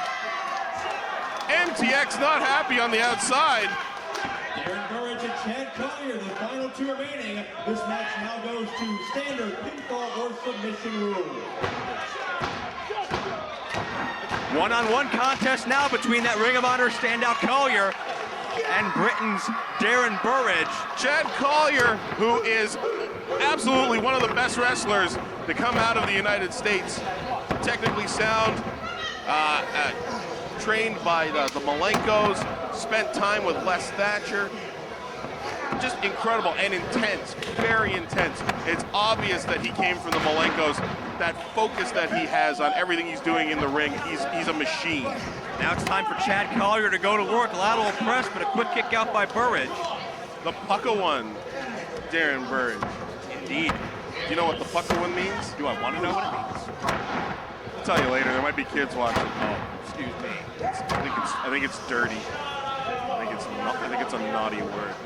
Well, it's Burridge now hammering away on Collier in the corner. Collier's gonna do best here to try to ground Burridge. Really, the truth is, I don't know. I'm not surprised. Collier fighting back with a couple knees to the midsection. Throwing in those European uppercuts as well. Oh, big one. Burridge is down on the mat. Vertical suplex time. Has him set up. Very nice. Fantastic opportunity here. As we've mentioned, Joe, one of these guys is going to end up with a 1PW contract. And I know you were thinking about getting in this battle royal, weren't you? Well, no, I'm fine right here. Oh, I heard that you... Oh my God, what a shot by Burridge. I heard that you wanted to wrestle and commentate, get 2 paychecks. Please. We're not all as greedy as you as Collier steps on the hand. Yeah. Greedy bastard. Hard elbow to the top of the head of Burridge. Chad Collier going to work now, slowing down the pace, slowing down the tempo. Oh, double stomp! Just as the Malenkos would have liked it. Gotta give credit to Collier to survive that brawling atmosphere of the Battle Royal, something he's not used to. Second double stomp. Excellent maneuver on the part of Chad Collier. Take the wind out of Darren Burridge's sails. Get get the air out of his lungs. How's he going to kick out if he can't even breathe? And if Collier was so successful in an unfamiliar environment like a battle royal, just imagine what he's going to be able to do one-on-one in that ring. Wow. Nice Northern Lights throw. Burridge has his chance to recover here. Well, that was completely desperation on the part of Darren Burridge. He is down and almost out. Collier already back up to his feet. Burridge not going to have enough time to get his win back. But Burridge is fighting back, chop for chop, meeting Collier for every shot. And now Collier sends him in for the ride. Irish whip ducked too soon. Big boost. Burridge caught him. Collier dumps him to the outside. This is pinfall or submission now, keep in mind. You can touch the floor and still be in this contest. Burridge springs in sunset flip, but Collier's, he's got the ropes, not like this. Referee asserting his authority. Whoa, what is the ref doing? Burridge almost got the 3. Collier. Where does the referee get the authority to put his hands or kick at that moment, kicking a wrestler? Chad Collier was bending, if not breaking the rules in that. So you apply the 5 count, and if he doesn't listen to you, if he doesn't comply, you disqualify him. But you don't kick a wrestler if you're a referee. Referee's discretion, I suppose, as now Collier takes over, has him backed up into the ropes. Laying in those chops, which we already know the Pucka one does not like. Burridge catches him. Go behind, he's rolling him up. Into a submission hold. Can Collier hang on? This could be it here. Look at the pace. Is this it? Yes! The Pucka one! Ladies and gentlemen, the winner of this bout and scoring a guaranteed 1 PW contract, the Pucka one, Darren Burridge. Go.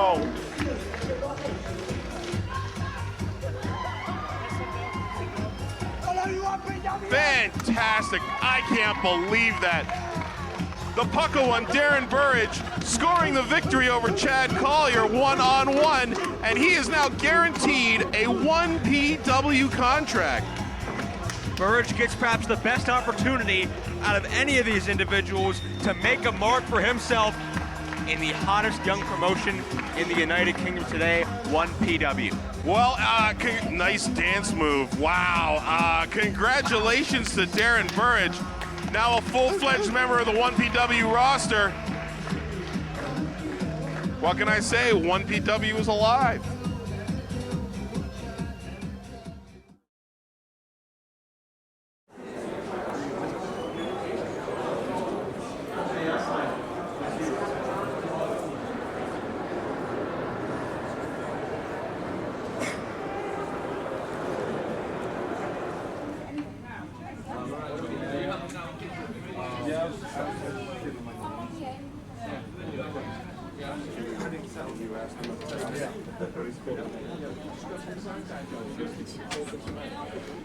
Tracy Smothers. Snowman, Al Snow. We got the new effing show, Jerry Lynn. We got the innovator of violence, Tommy Dreamer.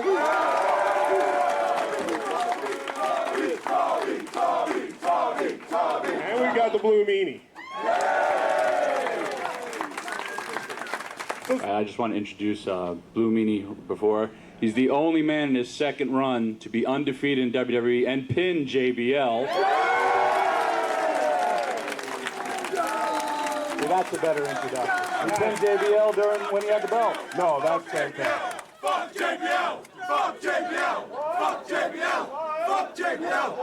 Whoa, whoa. I still kind of get a paycheck from there, so Question for Blue Meanie. What was your favourite parody gimmick that you did in ECW? Probably the coolest one is when we did Kiss. Because just for the crowd reaction alone, because they just went ballistic. But the one on top of that had to be the BWO, just because it was the longest run. I saw the shirt over there. But it was supposed to be a one-night deal, and then the crowd reaction was so overwhelming, they said, hey, and it just turned into a 9-month run. It was awesome. Cool. So I'd have to say the BWO. As for Jerry Lynn, what was your best match in ECW and why? It's hard to pick one best match because there's so many good wrestlers in ECW, but obviously some of the matches I had with RVD. But I would have to pick one with Lance Storm in Chicago at Anarchy Rules because we had a great match and I didn't get hurt. Were you all surprised with how successful the ECW reunion shows were, and do you think it should just be the one-night thing, or do you think it should continue at the yearly event? It was a lot of fun. It was a lot of fun to see a lot of guys you hadn't seen in a long time. And I had asked Vince McMahon for my release in January before the Royal Rumble of 2000 and something, and he told me no. I had given them a whole idea for me to do something with Eric Bischoff. If I beat him, he'd have to bring back ECW. And that was kind of the first. And me and Bubba, Ray Dudley, were always traveling with Shane McMahon when Shane was feuding with Kane. And we really got in his head about it. And then I left, and then Shane left, and it was kind of like still up in the air. And then Rob Van Dam went and pretty much talked to Vince and said we could do it for at least one night. And then that's how the ball kind of started rolling. And worked out. It was a great show. It was great for the fans, great for the ECW, great for the guys. So that's kind of how it went about. This one's for Tommy Dreamer. Which match are you going to interfere in tonight?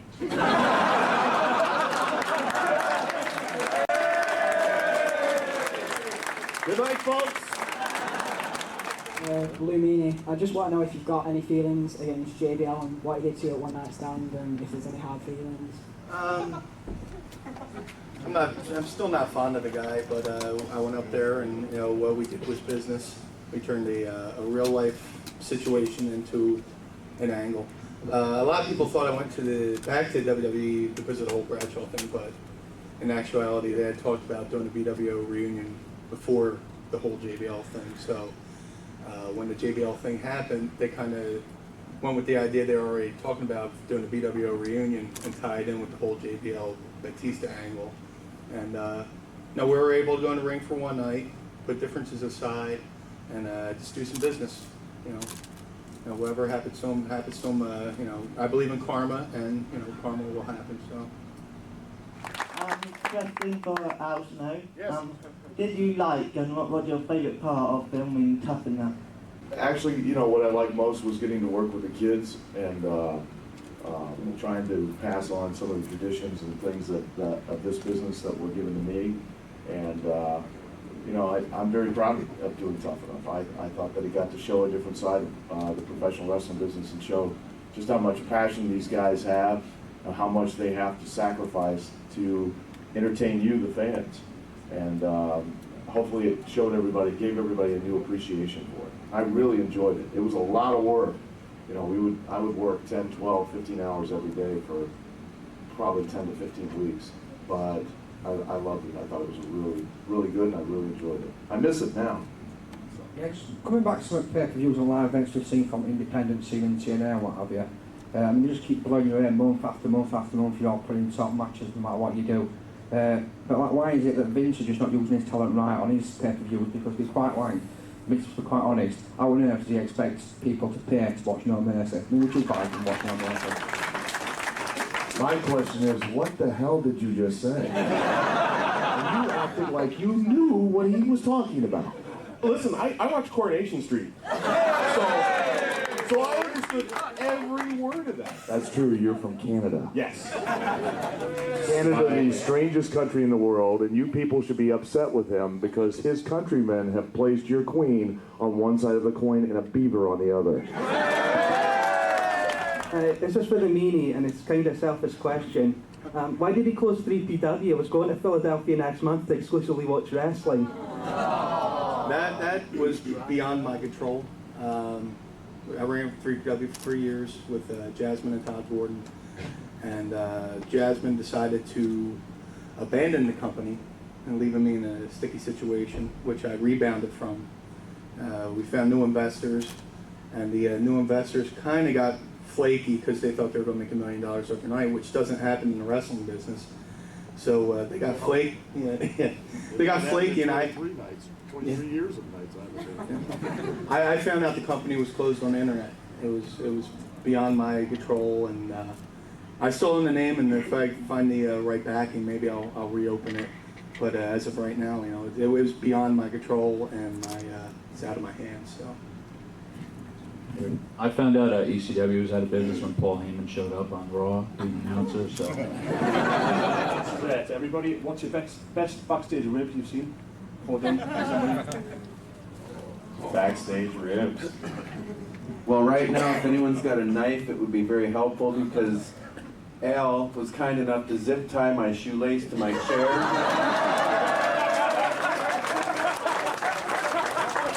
Can we get a photo of that before he undoes it? That's fantastic.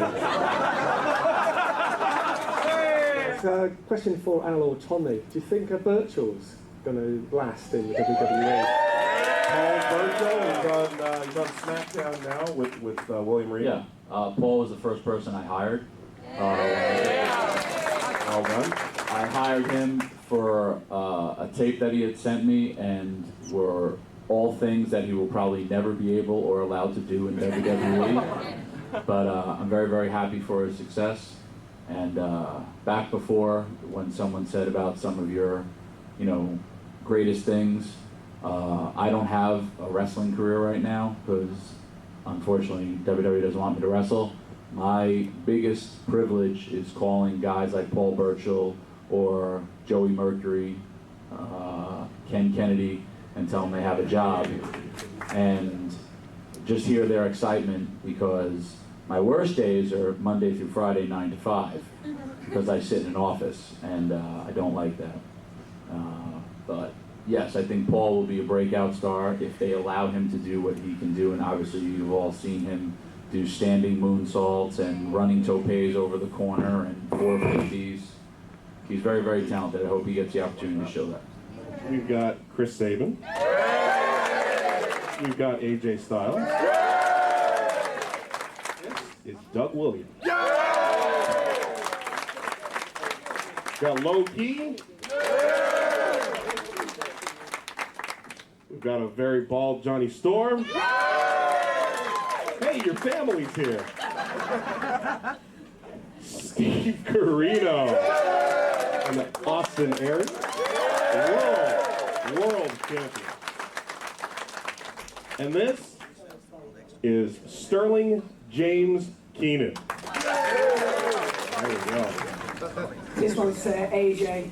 I think that you're an absolute brilliant wrestler, and I just want to know how long it took you to become like a star in TNA. I believe every guy, wrestler in TNA is a superstar. I really do. So I'm not alone. But as far as making it through the Indies and all the way to TNA, I'm still learning.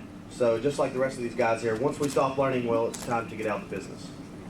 Question for Steve Corino. Sandman's here. Ladies and gentlemen.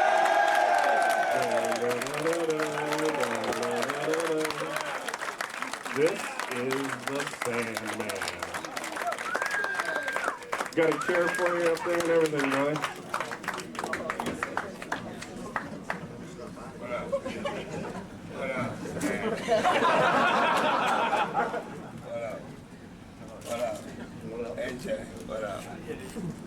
All right. I don't have like my own podium or. No, you get to what's going on there? Chair hung before you next to Steve. Yeah, question for Steve Corino. What was your favourite memory of working with Jack Victory? Me getting naked in front of him. You get naked outside a half hour ago. Oh my God, I did. Yeah. Oh, this lady was cursing. I mean, she's driving like this little minivan or something like that. I mean, literally, she had 2 feet on each side. And I ain't walking nowhere. I was pissed at the guy that he didn't take me up the elevator. I had to go up the stairs. What was I talking about? If you could be heavyweight champ or X-Division champ, which one would you rather be? X-Division. Yeah. That's an easy question. It really is. Why X-Division over heavyweight, AJ? Then he doesn't have to work with Jeff. Then I don't have. He's right. All right then. Well, look at it this way. I mean, look at the guys I'd be working. Not Steve Corino. But pretty much this whole table is exhibition. I mean, look at it. So, I said pretty much. Pretty much. So, exhibition definitely. What's your favourite match of the FWA that you've That's hard. That sounds just like Salmon. Jody and Jonny. I've wrestled both those guys. I've had great matches with them. I didn't really get to wrestle Doug one-on-one, so I can't really count that one. But those are two great matches that I had here with FWA and the Super Show. Oh crap! Oh whoa! Heavy. Yo, didn't me and you work together for TNA? No, for FWA over It's here. an FWA question though, Sam. Sorry.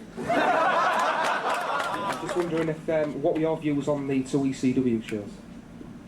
I didn't see the Hardcore Homecoming show, but I thought the ECW pay-per-view with WWE was real good. My favorite part was when Steve Austin came to the ring to give the Sandman his gimmick back. But I thought they were entertaining. CW told me the Hardcore Homecoming show was pretty cool, but yeah, I watched the actual pay-per-view in a movie theater in Michigan with Alex Shelley, and we thought it was good. It was entertaining. Hack stole the show, of course. All right, I got a question over here. I gotta come all the way over here. Here you go. Hi. I never had a question. What'd you put up your hand for then? Well, you thought I was waving at you? Everybody here knows it's work. Is there any here? Raise your hand if you think that when we go to the ring that it actually is who's the better guy as a wrestler.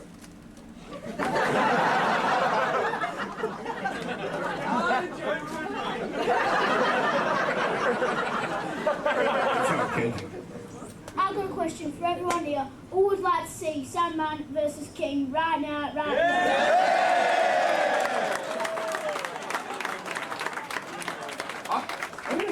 I'm gonna kick the piss out of that kid. Alright, when I say something to you, I want to hear your first response. Wrestling. Love it. The fans. I despise you all.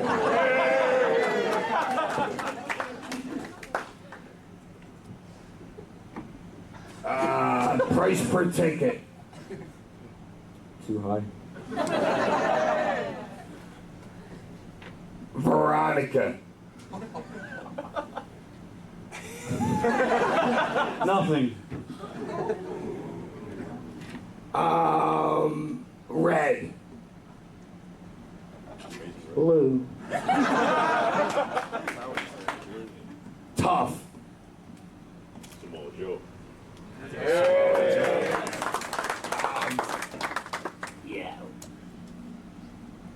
Yo. No. Tuna fish sandwich. Chicken and stuffing. Fun. You.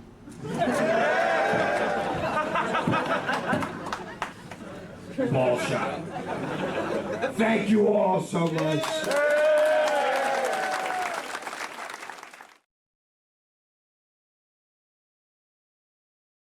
Now, something a little bit special is happening in Doncaster tonight.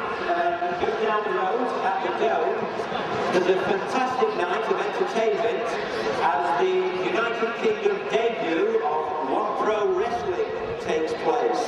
And the Dome is hosting some of the very, very best professional wrestlers from around the world alongside a new generation of British athletes. I'd like to hand you over for a few moments now to Master of Ceremonies for One Pro Wrestling, and that's Jody. Good afternoon, Doncaster. This is my first experience here in the country of England, and I am enjoying so much to be here at this Doncaster Rovers game, which is a brand new game in town when it comes to hard-hitting, action-packed, athletic entertainment. And that is One PW, One Pro Wrestling, making its debut just a few minutes away in the Doncaster Dome tonight. A few select seats are still available for that night, which will see so many major stars, and two of them are my special guests here tonight. One is a former WWE World Tag Team, European and Hardcore Champion. The other, the flag bearer of Extreme Championship Wrestling for many years. Ladies and gentlemen, please welcome the Snowman, Al Snow, and the innovator of violence, Tommy Dreamer.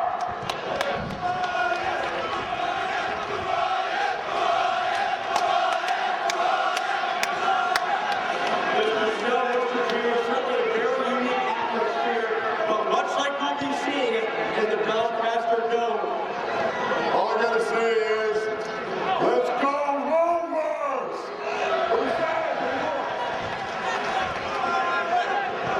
Hey,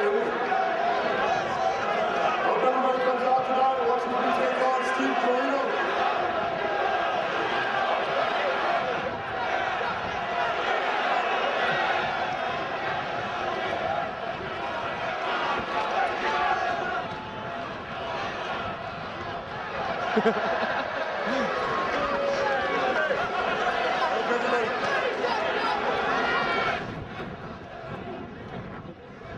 Everybody comes out. Yeah, I hope everybody comes out tonight and watches me take on Steve Corino for the AWA Heavyweight Championship. I have it on good information.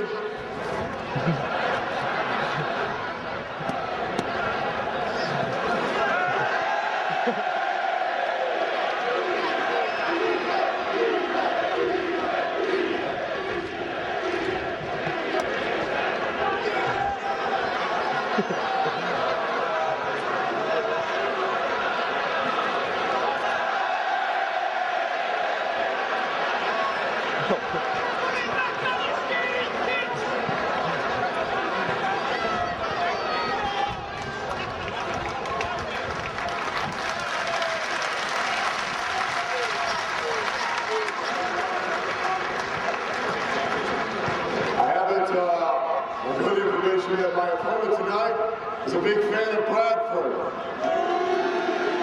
And that's exactly what I said. So come out and support me when I take on Steve Corino for the AWA Heavyweight title tonight. All I gotta say is this is my first time ever seeing soccer, and you guys are football. I'm trying out for the United States. I apologize. And you guys, football is tougher than American football. I've seen flying headbutts, I've seen drop kicks, and the one thing I haven't seen is somebody kick the ass of the referee because he's blind today.